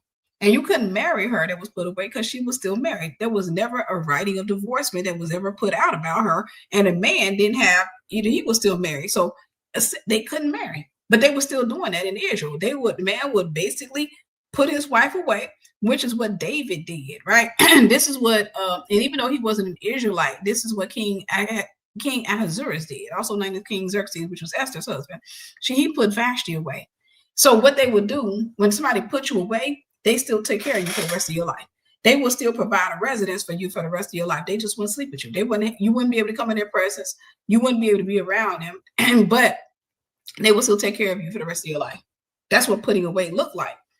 When it came down to like David, after Absalom, his son, went and slept with his concubines, what have you, he put them away. So he took care of them for the rest of his life, and he never slept with them again. He never slept with them again. That was what it looked like to put somebody away. So you couldn't go take somebody that had been put away and not divorced. You couldn't come and take them and marry them. Excuse me. Divorce was allowed through adultery. That's Matthew 19:9. Desertion, 1 Corinthians 7:15. Adultery, and I hate to say that, but adultery is not, somebody wrote this on my chat and I agree, it's not blasphemy. And, there's only one sin that you can't be forgiven for. It's not blasphemy. I'm not encouraging people to commit adultery. You should not commit adultery because repentance is not as quick as a process as people think it is. It's not just a thought. It's literally a heart change. And in order to get a heart change, you got to get new information in. That's why a lot of people don't fully repent. They keep on going back to the sin that they were in because they never transitioned. They never had a change of the mind. They never had their mind transformed. They never stopped being a dog, right? A dog returns to his vomit. They never got rid of their animalistic nature. All right. So repentance is not like a one and done event. I'm sorry, I shouldn't have done that. No, Repentance is literally a change of heart. And you cannot change your heart. Like you can't change something unless there has to be a change of mind. The mind is not changed just like instantaneously. You have principles that led you to the decisions that you made. You have to eradicate those principles, right? You got to call them lies, but you got to study out and find out that they're lies. You got to find out that they're not good. You got to tell that stuff that I don't want you anymore. You got to renounce it. You got to come out of agreement with it, and then you got to replace it with something better. This is the amendment.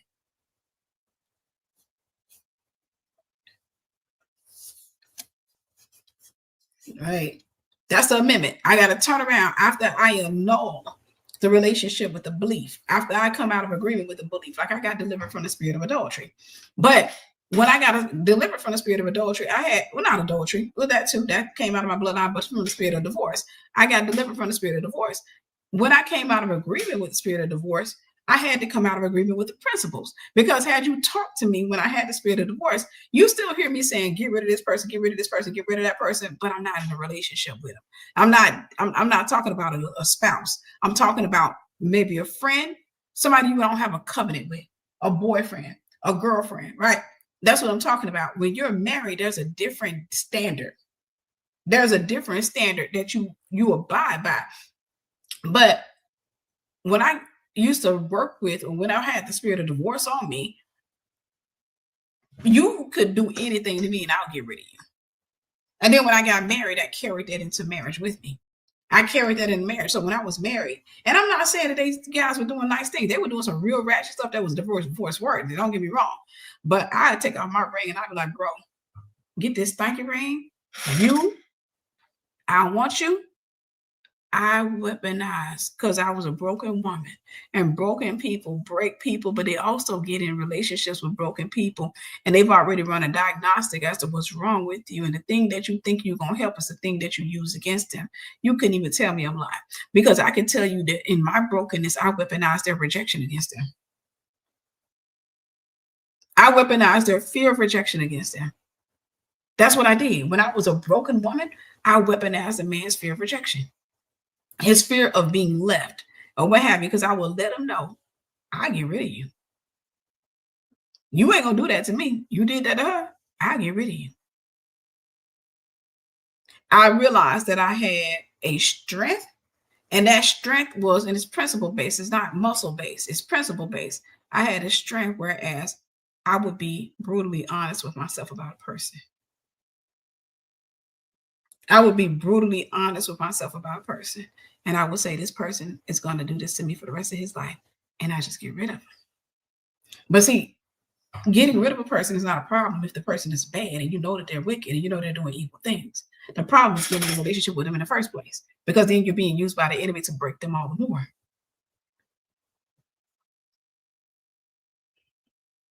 You're used by a spirit to break them all the more. You get into a relationship with somebody that's broken, right? But you already know they're broken. But you go up in there thinking you can change them. You're being used by the enemy. You're going to go up in there thinking you can change them. And then once you realize that they're not trying to change, then you get rid of them. But when you get married, you can't do that. What God is joined together, let no man put asunder. And God, remember this, God put together. Let's just be honest. You get a woman with an abusive man, that God didn't put that together. A woman with an abusive man, or a man with an abusive woman, God didn't put that together. That was something they put together from their own flesh, based on their voids, their insecurities, and their idolatry. God did not bring that together. He did not bring that together. That's why he said, if the unbeliever want to depart, let them depart. See, that's the desertion part. If the unbeliever wants to depart, let them depart. Like I said, if you need to see it spelled out in terms when you feel safe, just know this. If you have somebody that's putting their hands on you, hire a private eye. I guarantee within 2 weeks to 2 months, they're going to find out that that person is cheating. They're going to come back and they're going to have, if you get you a nice private, actual private eye, not Tyrone from the hood that's trying to make a little money to buy him a crack pipe. I ain't talking about that. You hire an actual private eye, you will find out that person's cheating.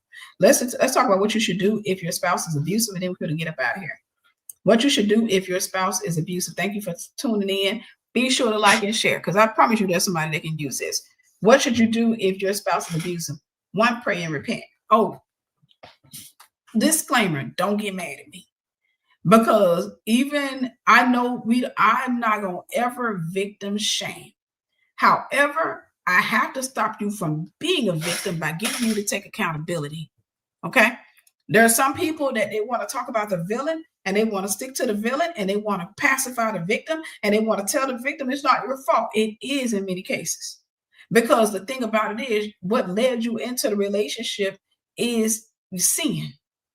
What solidified you in a relationship is sin, right? So a lot of times we help people to get out of abusive relationships. We help them to feel like they're victims, and we even go fund them. Like, GoFundMe, where's your GoFundMe, sis? But the person go back out there and date the same demon, a different person, they return to that person. All right. What should you do if your spouse is abusive? Pray. Talk to God about it. Repent. Repent for whatever it is that led you into that relationship, because two can only walk together if they agree. You need to get rid of whatever it is that's attaching itself to that spouse. Whatever that keeps y'all connected, you need to get rid of it. I don't know if y'all heard what I said. Whatever it is, whether it's sexual sin, whether it's a spirit of rejection, whether it's a spirit of abandonment, whatever it is that connects you, you need to heal that part of you. You need to repent and you need to go ahead and deal with that. Number 2, renounce idolatry. In 99.9% of the cases, idolatry is person. You idolize that person. You made that person into a god. And 9 times out of 10, you went into sexual sin with them before y'all got married. 9 times out of 10, you went into sexual sin. You legalize that spirit in your life. You authorize. That's why you got to repent. And you got to come out of agreement with fornication or whatever it was, whether it was a fornication, adultery, you got to come out of agreement with that. But you're going to have to renounce idolatry, come out of agreement with it, come out of agreement with fornication, come out of agreement with adultery. You're going to have to renounce that, right? That's how, and you're doing that even if you're still in the house. You are breaking covenant with that spirit. You're going to have to divorce that spirit before you divorce that man or that woman. Hear me when I say this, because if you don't divorce that spirit, you're going to find it in another person. If you don't divorce that spirit, you're going to marry it in another person. It's going to keep coming after you. Ask me how I know. All right? It's going to keep coming after you. I'm going to fix this camera. That was kind of fun. Wait. Let me not act like a kid. Let me not act like a kid. All right. Number 3, get help. Get help. You need wise counsel. The Bible said there's safety in a multitude of counselors. Get you a therapist. Talk to your pastor. Get help. Talk to family.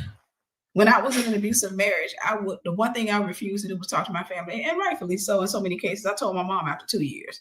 I didn't tell my mom. Knew before I got married because she tried to warn me not to marry him, but she didn't think he was putting his hands on me. She knew he broke a table in our house, and she used to warn me, if he doing that, if he punching walls, if he breaking tables, he's going to put his hands on you. And I didn't want to hear all that. All right, it'll win, right? It's gonna go right up in my nostrils at some point. Get help, get wise counsel, tell people what you're going through. Don't keep it a secret. When I told my mom, I was afraid of telling her because I knew what she was going to do. I knew she was going to call my cousins, and I knew she was going to try to get him beat up. I knew she was going to do that, and I didn't want her to do that because as stupid as I was, as broken as I was, as insecure as I was, as whatever I had going on, I was still cognizant of the fact that I didn't know how to leave. I didn't feel safe coming back to my mom's house because I didn't feel like her house was any better. I didn't have anywhere to go. And I didn't want them to come and beat him up or to put him in jail. And then I go back to him. And I didn't want that to put a strain on me and my family. I didn't want that to put a strain on me and my family because I didn't want to be that woman that family come beat him up. He go to jail. Family probably go to jail because they trying to teach him a lesson. And then when they come out of jail, I'm back with him. And now he don't want them coming around. I didn't want to be that person. I didn't want to be that person. So I kept my family out of it. I kept it a secret. And I always say, one of my cousins, I never forget, me and this cousin always been close. Right? We grew up together. That's the one that would always punch me in my arm when I was a little girl and be talking about, you ain't gonna be no punk. And I'd be like, I'm a girl.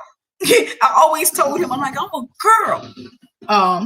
That particular cousin always have been very, very protective of me. As a matter of fact, he knew my ex. He was the one that introduced me to him after I saw him at a store.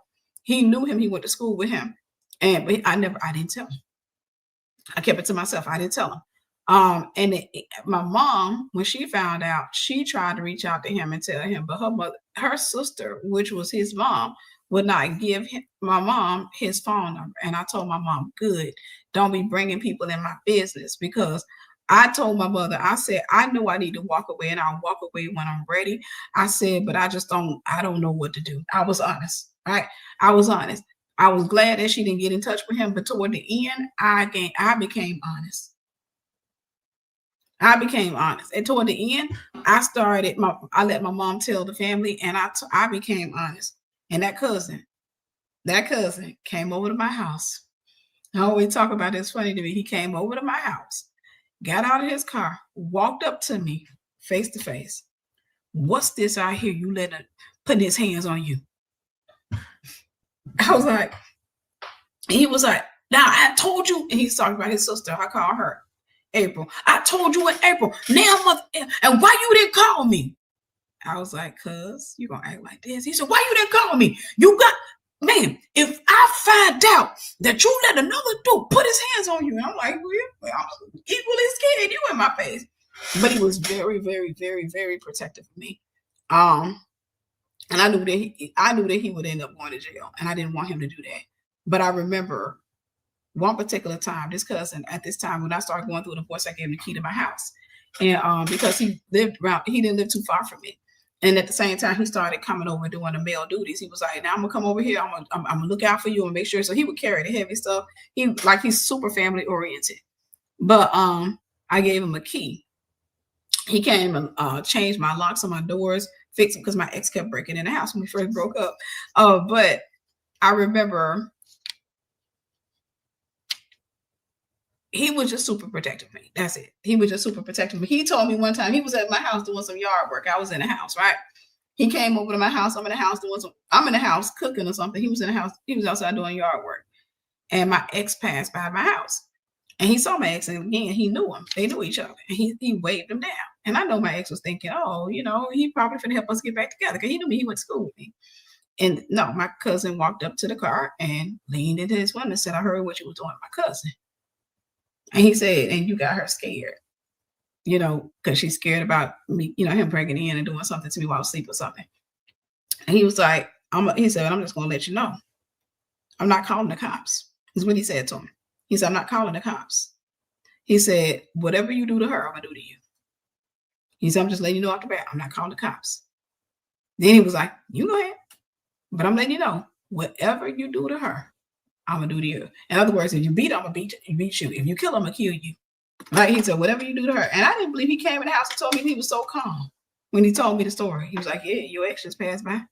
And he told me what he told him. I said, I'm thinking, oh, he just being a male and he just trying to puff up his ego. But no, my ex actually ended up telling me that he threatened him. He was like, your cousin threatened me. He said, your cousin threatened me that one time. I was like, what happened? And he told me, he was like, yeah, he told me whatever I do to you, he was gonna do to me. Like I said, that particular cousin, very family oriented, and we grew up together. He didn't play. I didn't want my mom to tell him. I didn't want him to go to jail. Now, it's another cousin that I had that was out of town that I did not want to know, period, point blank, because he was gang related. And he would have separated my ex from his ghost. He would have separated him from his ghost. And I was like, I don't want nobody knowing or what have you. But he, like the other cousin, the one that I was close to, it was in town. He didn't play that. Like I said, he came to my house and he locked up. He fixed every window. He did everything, and he just let him know. He said, whatever you do to her, I'm going to do to you. He said, no problems, eye for an eye. All right, get help, get wise counsel. Be sure to tell people what you're going through. You need to have a paper trail. You need to have people that know that you're being abused. All that, even if you're not ready to leave, you're going to have to get yourself ready to leave. And one of the things that I do when I meet a woman that's going through abuse, one of the ways I help her to leave is that I don't always tell her to leave, because it's not going to work, because she'll leave me. She'll walk away from me. Instead, what I do is I build her self-esteem. So if you got a family member that's being abused, build their self-esteem. Build her self-esteem. I build her self-esteem. I'll tell her that she's beautiful. I'll tell her this. I may buy her an outfit. I may say, hey, let's go here. Let's go ahead. I let her have good experiences and stuff like that. And when she get a chance to taste that, she really starts to hate the world that she's in, right? Because sometimes an abuser will make a person, like, he will kind of make her stuck in that world, or she'll make him stuck in that world. They'll make that person stuck in his world. this reality, and it almost looks like you can't get out of here, like you can't get out. But sometimes when you are dealing with somebody that's being abused, you can take them and show them a better world. Let them see your life. I let them see my life as a single, for example. They see me traveling the world. They see me having fun. They see me at peace. They see I ain't stressed out about nobody. They see I got edges. All right, I still got edges. And that is enough for a lot of women that's going through abuse to begin their escape from it, their exodus from it. All right, call the police, have a record. That's number 4. Almost done. We only got 7. Call the police, have it on record. You need a paper trail just in case he takes your life or she takes your life. You need a paper trail. All right. And even if they don't take your life, if they, let's say, fatally wound you, or they hurt you, and it could lead to your death, and you off in a ditch, off in the woods somewhere, and you were wounded, they can at least, if you're missing, they know, okay, this person has a record of putting their hand on this person. And so they can interrogate and potentially go and find your whereabouts before you give up the ghost. Okay. Call the police, have a record. And I want to say this, we're almost like he really does.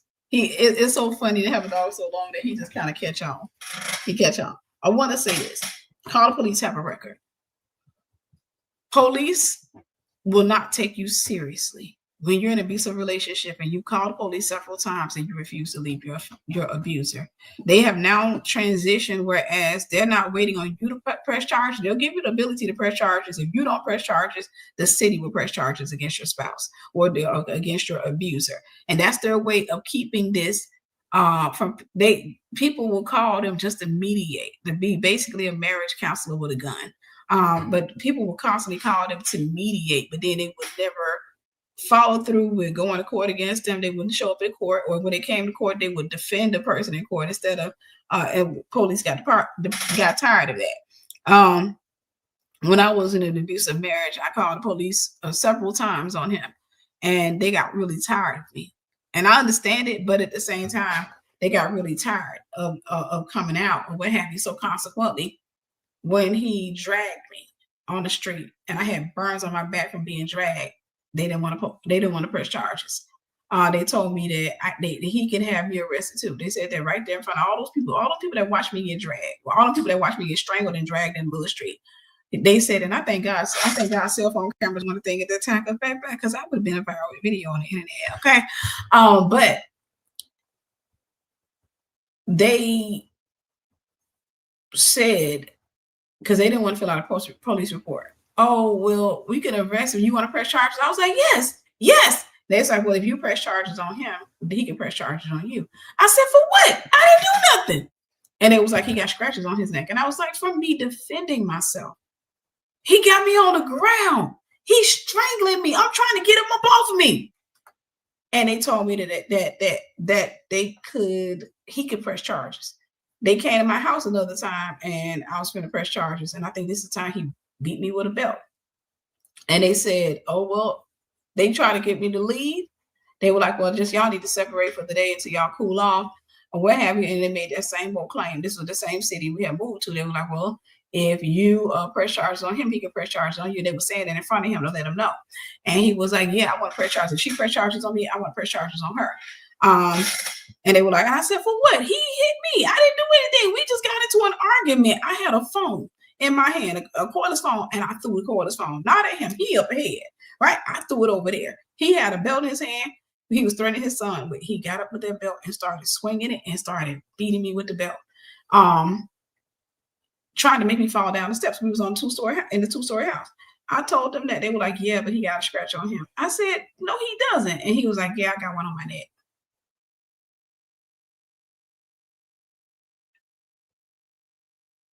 I got one on my neck. And they were like, yeah, so you can press charges, but we're going to have to arrest you too if you press charges. He was like, yeah, if she press charges on me. So that's twice. That happened there. One time when I was back in my original city, when we called the police, I ran on foot from this man in the middle of the night. He had assaulted me in the house, had jumped on me in the house, so we got into it about him coming home late. Dragged me to the bedroom, threw me on the bed, and told me if I came out that room, that he was going to kill me. Ripped the cord out the wall, the phone cord, dumped my purse out, took my cell phone, took my car keys, and told me if I came out, closed it, left me in a dark room, and told me, he said, now you come out of here. He said, I'm telling you right now, I'm gonna kill you. I'm telling you right now, I'm gonna. And then I heard him raging out. I remember being so scared that night. I was 1,000% sure he was gonna kill me. I would there was no doubt in my mind that he was working himself up, because that's what people do when they're angry. I could hear him working himself up more and more into a rage, talking to himself and breaking stuff. And I knew, I'm like, he gonna come back here. I had on some stiletto boots. That was my only regret. I wish I had taken them boots off and put on some flat shoes. But I was sitting up in that room thinking, how do I get out of here? How do I get out? So finally, I waited and I waited, because I knew once I came out the room, I could run through the hallway into the kitchen and run out the back door in the kitchen, which is what I did. This is like 3, 4, 5 in the morning. It's dark outside. I took off running, and he heard me running out there. He ran back there where I was, and he ran out the door. He saw me running. He screamed my name, and then he got in the car and chased me. I ran. I faked him out a few times. I hid in sheds. I hid in sheds. I remember seeing the silhouette of a spider, and I was hiding in sheds for real. I was hiding behind houses. I was beating on people's doors in the middle of the night. Y'all don't know how crazy that was. Because I was 1,000,000% sure that he was going to take my life. I seen him raging, but he was at a different level of rage, and I was like, this is not how I die. But the police came. He ended up calling the police when he couldn't find me. He was afraid that I had found a way to call the police. He called the police. When the police came, they told me to just leave or what have you. And I said, no, I want to press charges. And they said, no, they made every excuse to not let me press charges, because the police does get tired of coming out. And I understand that. I get that, but it's still not good. But in the end, they got in trouble when I started going through a divorce. He threatened me in front of some cops. The police department in the city I was in got in trouble when because a detective came out to my house to take the report, and he threatened him. He threatened me in front of the detective, and the detective told the plainclothes officer, with a uniform officer, he said, put him in cuffs. He just threatened her in front of me. And then he turned around and they put him in jail for the weekend. And he was like, has he been doing this? And I said, yeah, what happened? He was like, well, we don't have a lot of police reports. And I told him what happened. I told him all the times that, and they had logged it. All the times when the cops wouldn't let me file a police report. They kept on saying that and they were like, he said, for real. And he was a black guy. I remember he was like, yeah. He said, no, I've heard these type of reports before. He said, what it is, ma'am, and I'm so sorry to hear this.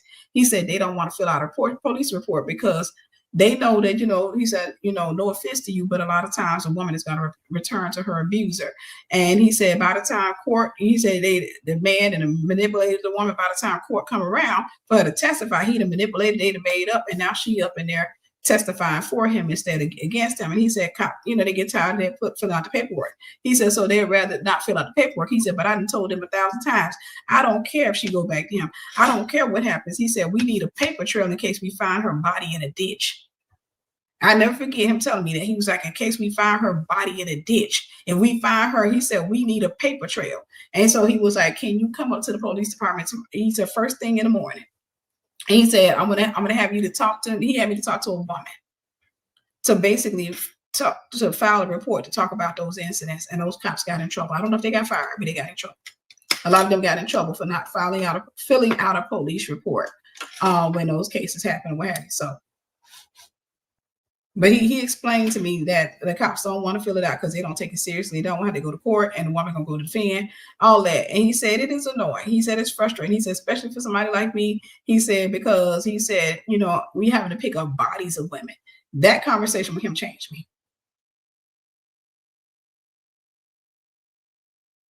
That conversation changed me. I don't know who you mean by them if you don't trust them. I don't know who them is. That conversation changed me. He said, we find their bodies in a ditch. That's conversation. And my best friend at the time, her dad killed her mom. And I never forget, she used to say to me all the time, he's going to kill you. You know that, right? She said, I'm literally reliving and rewatching what happened to my mom happen all over again. She said, he's going to kill you. She said, it's not if, it's when. No, you don't post your stuff up over here. I told y'all stop doing that. You got to ask for permission before you put your stuff up here. Y'all don't come up into places and ask for people to send money because I don't know if you're on crack, okay? But he was young. He was a young cop. But that conversation he had with me changed me because it helped me to understand more and more that you're gonna die. If you keep up with this man, you're going to die. And like I said, here my best friend and having known her for so many years and knowing that her dad killed her mother, that when the day I looked at her and said, I know. Because at first I was like, no, I don't think he'll kill me. I mean, he do crazy stuff, but I don't think he'll kill me. That day I looked at her and said, I know. I knew it was time for me to go. It had been time for me to go, but that's the time I woke up. All right. We're talking about what should you do if your spouse is abusive? Call the police. Get a record. You need to have a paper trail. Number 5, leave. Grieve on the go. Somebody had asked, what are you doing? You got to grieve on the go. You got to understand you will never be emotionally ready. Okay, when you're dealing with a soul tie, you will never be emotionally ready. Y'all got to stop thinking that your emotions will calm down. You'll finally become cold and numb and you can walk away. Y'all got to start waiting on it. No, you got to grieve on the go. You got to grieve on the go, which means that I don't feel like I'm ready to end this relationship. I did not plan to end this relationship today. I don't know what tomorrow's going to hold. I don't know what my life is going to look like after this. You're going to have to, it's like jumping out of an airplane.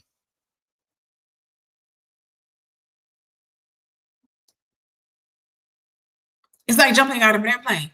When they take you and you're about to parachute, right? When they finna you volunteer to jump out of an airplane, you don't know where they're gonna take you. You know they're gonna take you up there somewhere, right? When the time they tell you, okay, it's time to jump out of this plane, you ain't gonna feel ready. You're not gonna feel like I'm feeling bold enough unless you've done it 1,000 times. You're gonna feel like, can we fly about 15 more minutes? Can we right here? Are you sure? That's don't you see them trees over there? You're never gonna feel ready. You're never gonna feel ready. That's right. Rip the band-aid off. You're never gonna feel that. If you wait for that moment, you'll be dead by the time it comes. That's the only time you're not gonna feel it.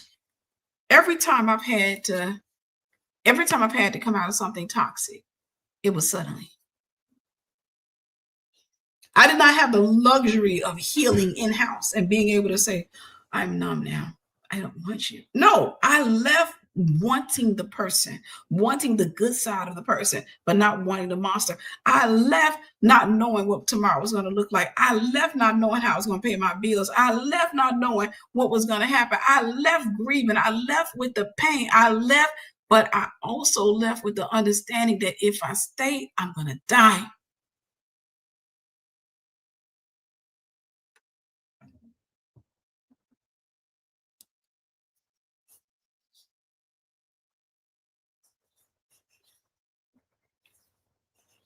If I stay, I'm good. I realized there's one thought that I had when I was in that marriage.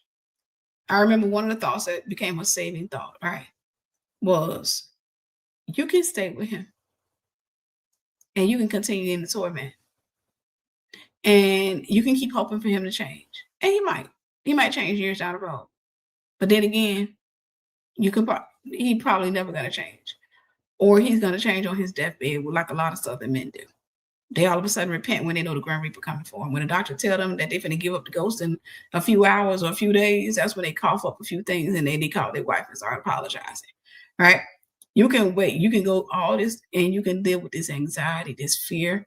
You can live with this. You can live with this all the time waiting on that one time when he changed. He finally changed right before he give up the ghost. But you're going to be scared. You're going to be frustrated.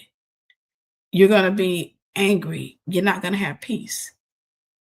That's going to be your exchange. That's the marketplace value for keeping him. That's your payment for him. Or you can leave and know that you're going to grieve for about 6 months. That's the conversation I had with myself. You can leave and know that for the next 6 months, probably less, probably a little more, you're going to hurt. You're going to long for him. You're going to miss the good times. You're going to cry. You're going to feel some type of way. You're going to feel like you want to go back for the next 6 months.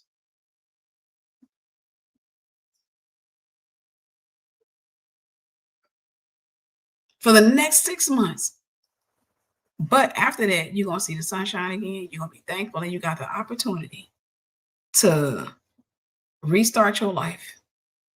The opportunity to smell clear air and not be tormented again. The opportunity to start over. The opportunity to basically at some point meet the right person. That's the conversation I had with myself. You got to grieve on the go. I'm gonna put this in here for people that need me to type it up.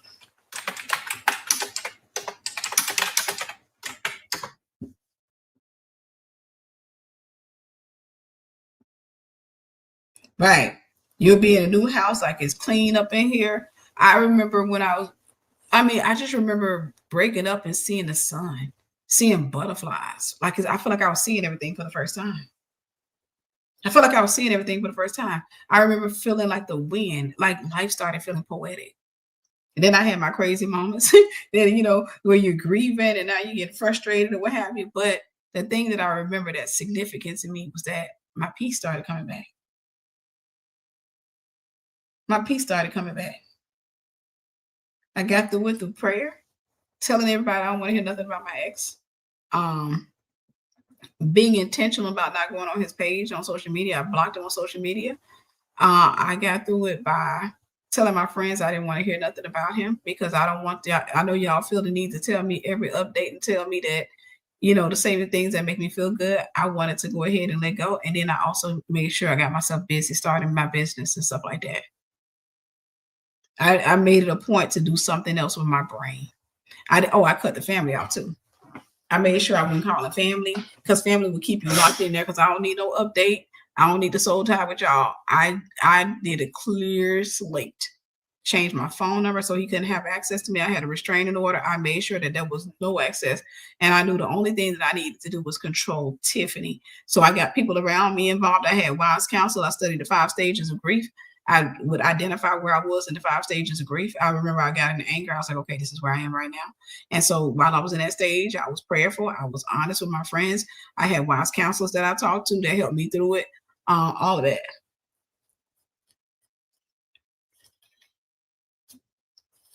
I had all of that, but that's intentionality. Even though my flesh wanted to know his whereabouts, my flesh wanted to call, my flesh wanted to go back to the norm. My flesh, I deny my flesh. I deny my flesh. Number 6, heal so you don't return. Most women return because they're not healed. A broken person is usually serving as a scab on a wound that you already have. When you heal, they fall away. Okay. But if you break up with somebody and you rip the scab off and you haven't healed, then you gotta go back and get the scab again. Heal so you don't return. You do that through therapy. You do that through intentionality. You do that through prayer. Like I said, I have an ex. I remember giving him all the passwords to his accounts, telling him I got access to this account, that account, that account. Please go change your password. He was shocked because we were going through a divorce. He was absolutely shocked. I said, please go change your password. Y'all don't know I was married twice. All right. Back in the days when I was being silly. I said, change your password.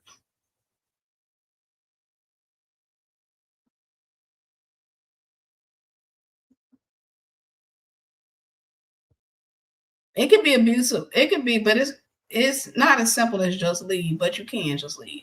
All right. Somebody that's been in there, you can and you need to just leave. I don't encourage people to leave slowly unless they have to, but an abuser, once they realize that they're losing you, understand they got a demon in them. Once they realize that they're losing you, if you show signs in the house that they're losing you, they are more likely to murder you, or they will do things to kind of reestablish the soul tie, to strengthen it, like try to get you pregnant, go get a house with you, go get a car with you. They'll do things to solidify the relationship. So it's not always a good idea to try to slowly leave. Some cases, I get it. But in many cases, it has to be a rip off the band-aid type effect. This is somebody that came out of abuse. All right. Because if you try to slowly leave, in some of the cases, once they start sensing that, and they will sense it because they're going to sense it in your attitude. Typically, whenever we are done with a person, we become calm. We're not arguing as much. We're not arguing about the things that we used to argue with them about, like going staying out late. We don't say anything about it. We just kind of and when the person start noticing that you're disconnected from them emotionally, a lot of times, one, they're gonna start requesting more intimacy with you. They're gonna try to get you pregnant. They're gonna want to go buy a house. They're gonna want to go get a car. They're gonna do something. And if none of those things work, they are more likely to take your life. They're more likely to. So that's why I teach the rip off the band-aid, get up out of there type. Now, every case is not the same. That's why I said wise counsel is needed. So they'll know the uniqueness of your situation. And that's why therapy, I highly recommend therapy, right? But I would never tell a person to slowly walk out of a relationship, because the narcissist will use that to keep that person in that relationship by manipulating them into thinking that they're changing. They know how to fake behavior. Okay, they know how to fake behavior. They will make you feel like they've changed. They will go weeks without fighting with you. They will take you out. They'll do all this nice stuff. The whole time they're trying to lock you back in. And you can bet your by golly, wow, you will probably walk out of there pregnant. You'll walk out of there pregnant. They'll do stuff with your birth control. They'll do whatever they can to ensure that you cannot leave them. All right. Number 7, deliverance helps. That's the last one. Deliverance helps. I took a woman through deliverance when I used to do one-on-one deliverances. She scheduled me for a session. This was several years ago. And she told me that she had met a guy. Relationship moved pretty fast. Sign of a narcissist. And she let him move into the house with her and her 13-year-old daughter, which was reckless. She let him move in. She said, well, she didn't let him move in. She said she let him stay the night. He never left. She said she's tried to get him out, but he never left. So then all of a sudden, he started abusing her. He got her daughter scared and all this other stuff. And I said, have you talked to your daughter? I said, because I'm going to tell you something. I said, I grew up with PDF files and stuff like that. I said, abusers are usually PDF files. Most of them are very, they're sexual deviants. They get turned on by hurting people. I said, they get turned on by hurting people. So talk to your daughter. I said, because there's a big possibility that he's mismanaged or he's done something to her. I said, talk to your daughter. And she said her daughter had become withdrawn, all of that kind of stuff. I said, it's a big possibility when you're dealing with a deviant like that. I said, most people that are abusive, they're sexual deviants. So I remember I was on the phone with her, and I don't think it was supposed to be a deliverance call. It was just more so a counseling call. I was on the phone with her, and she started, she was telling me, she's like, I don't know what to do. I've been in my apartment. She was just crying the whole time. She's like, I got him in my apartment. He won't leave. He keeps threatening to take my life. He threatened to take my daughter's life if I try to get rid of him, this, that, and the other. And I say, hey, here's the thing. You're going to have to leave. I said, you're going to have to go ahead and let him go. I said, but here's what I'm going to advise you to do. And I told her I was going to pray for her. I said, but here's what I'm going to advise you to do. You're going to have to reach out to your landlord and let him know your situation, because that man knows where you stay. So even if you go and you serve him, because I remember that, because she had let him stay at her house for over 30 days, now the tenant laws were in, where she had to let him stay there, like she would have to serve him papers to get him out. I said, no, what I want you to do is I want you to go talk to your landlord and see if he'll let you out of the lease. I said, he might be sensitive and let you out. Then again, he might not. I said, even if he doesn't, still break the lease. I said, what I need you to do, don't say nothing to this man. I said, wait for him to go to work.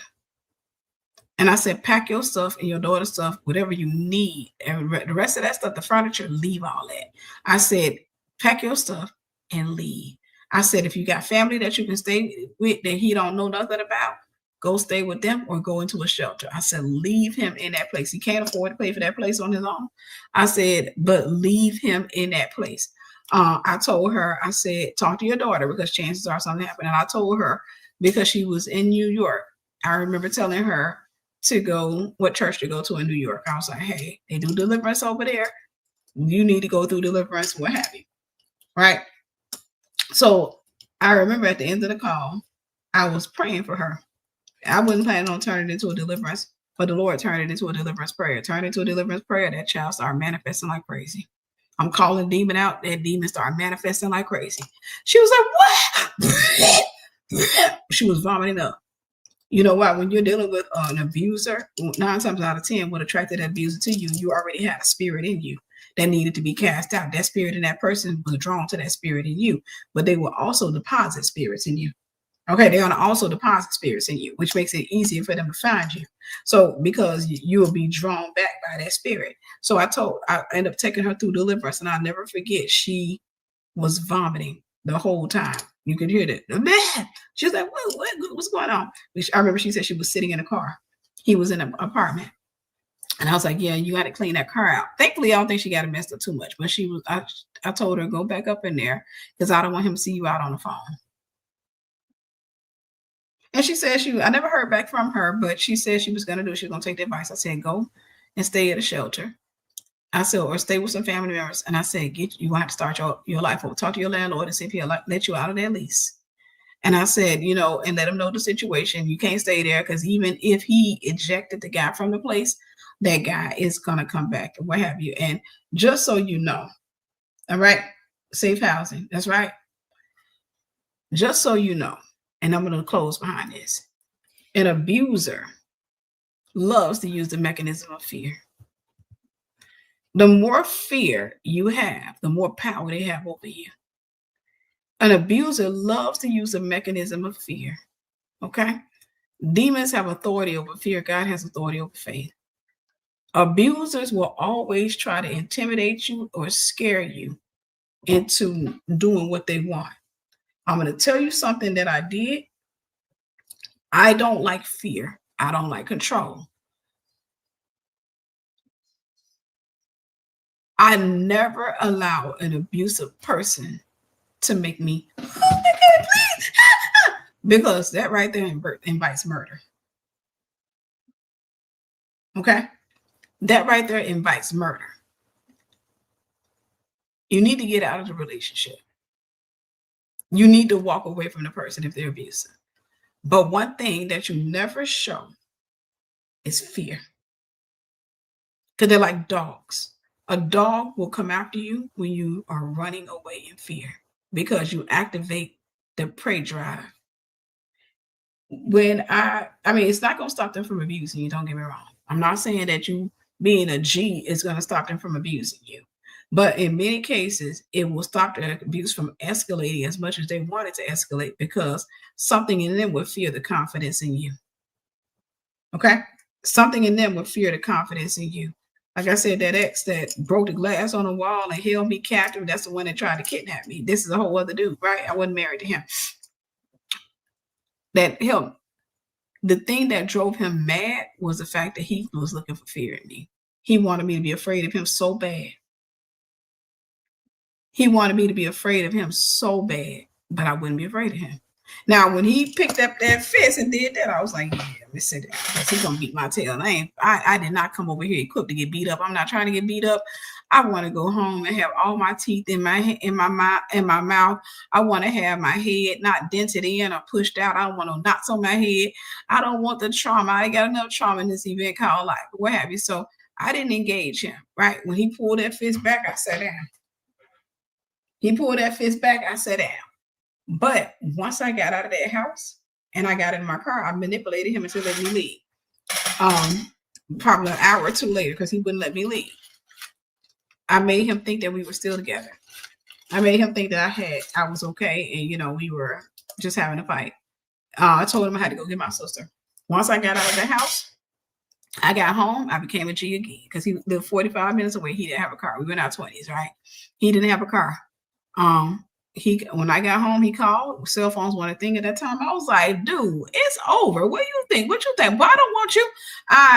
Man, when I tell you I talk noise once I got home, once I got out of his presence, I'm at home 45 minutes away, safety. Hey, I don't want you. All of that kind of stuff. But a week or so later, he still made his way down and attempted to kidnap me. Okay? Attempted to kidnap me. An abuser is a murderer in training. Remember that. An abuser is a murderer in training. Do not allow yourself to be the person that ends up on the milk carton, the person that's going to be on the news, the person that's going to be the viral TikTok video, because you're so easily just swept under the rug and forgotten. Whereas your family grieves, the world moves on.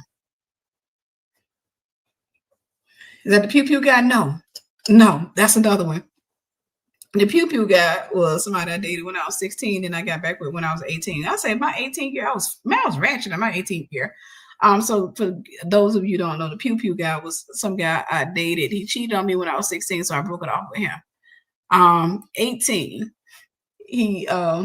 I bumped into him at a store, and he was like talking to me, what have you. He was like, "You look good." He was like, "Man, I hate that I lost you. I always wanted to get back with you, and I love you," all this kind of stuff. Turned out he lived in my area. I lived in apartments. He lived in the house. And so what have you. He told me he had moved out there. He said he was living with his sister, if this is what you're talking about. But he told me he was living with his sister across in the houses part. I lived in apartments. So he said I was a boy then, I'm a man now. And he said, I know, what have you. He's loving the crap out of me. But I told him I'll get back with you, but if you do anything, it's a wrap. It's a wrap. It's a wrap. All right. And this is just a funny story, but it's another sign of abuse, right? And so you'll see people who attract abusers keep attracting it because it's a spirit until you break up with it, right? But it'll continue to be a spirit, but you have to break up and divorce that spirit. But the thing that happened with Mr. Pew Pew guy was that we got back together. We full on call ourselves in a relationship. Like, he traveled to Louisiana with me the whole night. But one particular day, we were supposed to go get a hotel or something. We were going to stay the night together. So he was like, he wanted to go to his house and get some of his stuff. Right. Again, I'm thinking he was with his sister. That's what he told me. So he had me to drive him over to his house so he can get some of his stuff. So I go and I pull in the driveway. He go in the house. He's loaded. He's in the house. A car pulls up behind, and they kind of flashing their lights. So I can tell that, the person wants to get in the driveway. So I'm thinking, okay, that's his sister that wants to get in the driveway. But, before I can start backing out, I see him come out the house. And he come out, he looked, and he like, he was like, I see the look on his face. Then he run, he get in the car. And she's, waiting for me to come out. She should have blocked me in. If it would have been me, I'd have blocked me in. But I didn't know about her. I backed out. He was like, drive. I backed out of the driveway. And he was like, drive.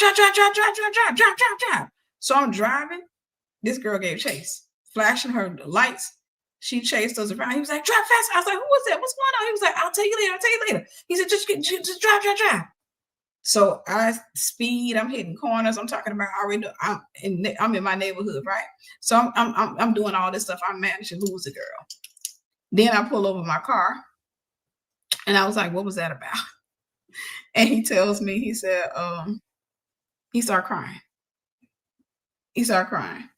And he said, I never thought we'd get back together. And I'm like, what are you talking about? But he goes on to tell me, right? He goes on to tell me that that's his ex-girlfriend. They live together. She's pregnant with his baby. He still lives with his sister. But all this is a lie, by the way, but this is what he tells me. That the only reason that he's letting her live with him because they got a baby on the way, he didn't want to put her on the street. She couldn't afford to live on her own. He said he never told me that because I never thought we'd get back together. I've always wanted to get back with you. I never thought we'd get back together. I knew the lie. So he's crying. I'm laughing. And I was like, it's over. I told him, I said, it's over. It's a wrap. And I'm telling him it's a wrap or what have you. And he's trying to talk. He was like, no, it's this. And we good. But finally, can I be dramatic? Finally, when he realizes that I'm not budging and I'm not emotional, right? I'm not crying or anything like that. I'm just like, it's done. Finally, he pulls this number right here. He reaches in his pocket. He pulls out a bullet. This is a ring, by the way, but he pulls out a bullet. And he had this real kind of low voice. It says, you see this bullet right here? I was like, yeah.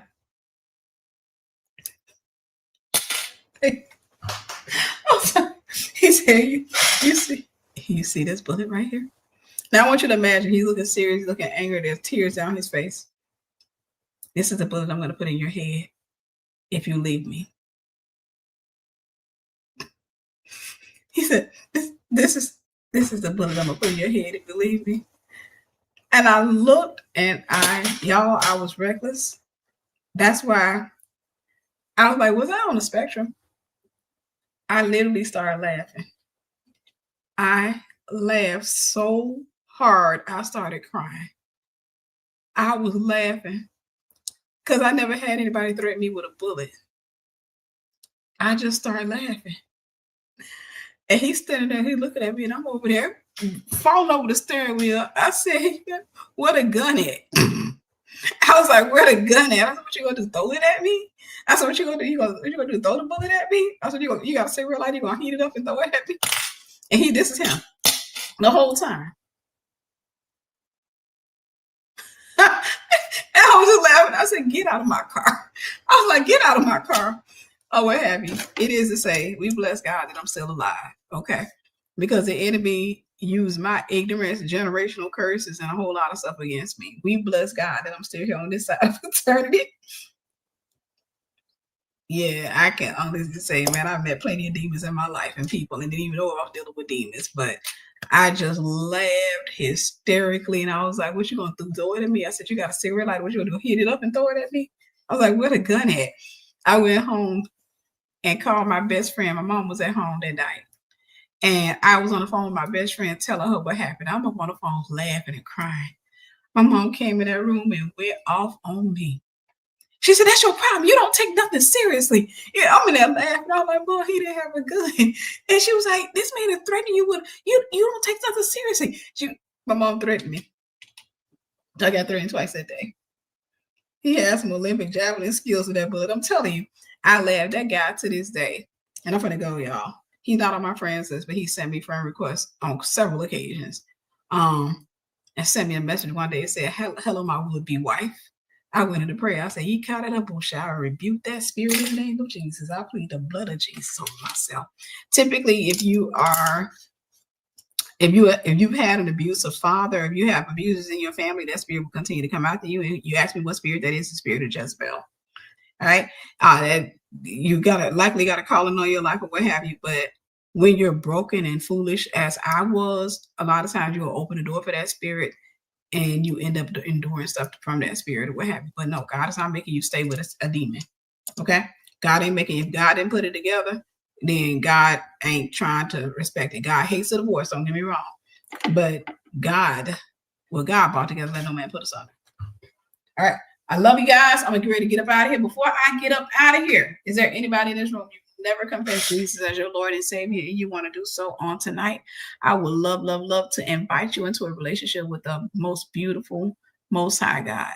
He saved me. You hear my story. I got a lot of crazy stories and stuff that happened to me. And I actually found the humor in it. And for those of you who are trauma, I'll tell you the truth. God will make you feel. I find the humor in the stupid stuff that I did back then. I said, man, was I a piece of work? Good God, I was a piece of work. That's why you'll find me laughing about this kind of stuff, because I just thank God that he kept me. I thank God that he saved me. I thank God that he delivered me. I thank God that he dealt with the foolishness of my heart. I thank God that he didn't leave me out to die to go to hell. And I just thank God for, his son, Christ Jesus. I thank God for his Holy Spirit. And if that's you, if you never confess Jesus as your Lord and Savior, you say, Tiffany, I can resonate with your story. Or you say, I want to have a relationship with the King of Kings and the Lord of Lords. I want you to write me in the comment section. No shame, no hesitation. Please don't overthink it. Please don't sit there and let whatever thought try to hold you back. If you say, I've never confessed him as my Lord and Savior, and I know that Jesus Christ lives, and I know he died on the cross for my sins, and he was resurrected on the third day, and he sits at the right hand of God making intercession for me. If that's you and you want to confess Jesus as your Lord and Savior, I want you to write me in the comment section. I'm going to count down to 5, and we'll start from there. All right, 5. Thank you. 4, 3, 2, 1. That means anybody up in here saved, ain't it? Y'all saved. All right. I pray that you are saved and nobody's missing the opportunity to accept Jesus as their Lord and Savior, because that's a relationship you will never regret. A relationship you'll never regret. I not only survived, I overcame. I think we have too many survivors out on this planet. No people that you don't have too many believers, but I overcame him by the blood of the Lamb and the word of my testimony is the reason I testify. I testify so that people who get free, my exes or what have you, I got nothing but respect for them. I want them saved, sanctified, filled with the Holy Spirit, and in heaven. We are all amicable. I mean, I got 2 ex-husbands. I've been married twice, but we're amicable, and I don't talk to them on the phone. We don't have any dealings, but we are amicable, meaning I don't see them as monsters. I have forgiven them because they were broken. That's what they were. They were broken. It's not for me to hold against them their brokenness. It's just the fact that I put myself in a line of that, right? And so I had to take accountability, and accountability will always help you to heal and to forgive. All right. So I love you with your beautiful self, your anointed self. I love you, and I pray that God's blessing and favor be upon your life, and that He continues to lead you, guide you, instruct you, protect you, and let you know just how much He loves you and how much He adores you. You are worth more than rubies, and don't let nobody tell you otherwise. Don't let nobody put their hands on you. Don't let nobody be doing none of that kind of stuff, because you are loved by the King of Kings and the Lord of Lords. All right. I love you, and I'll talk to you soon.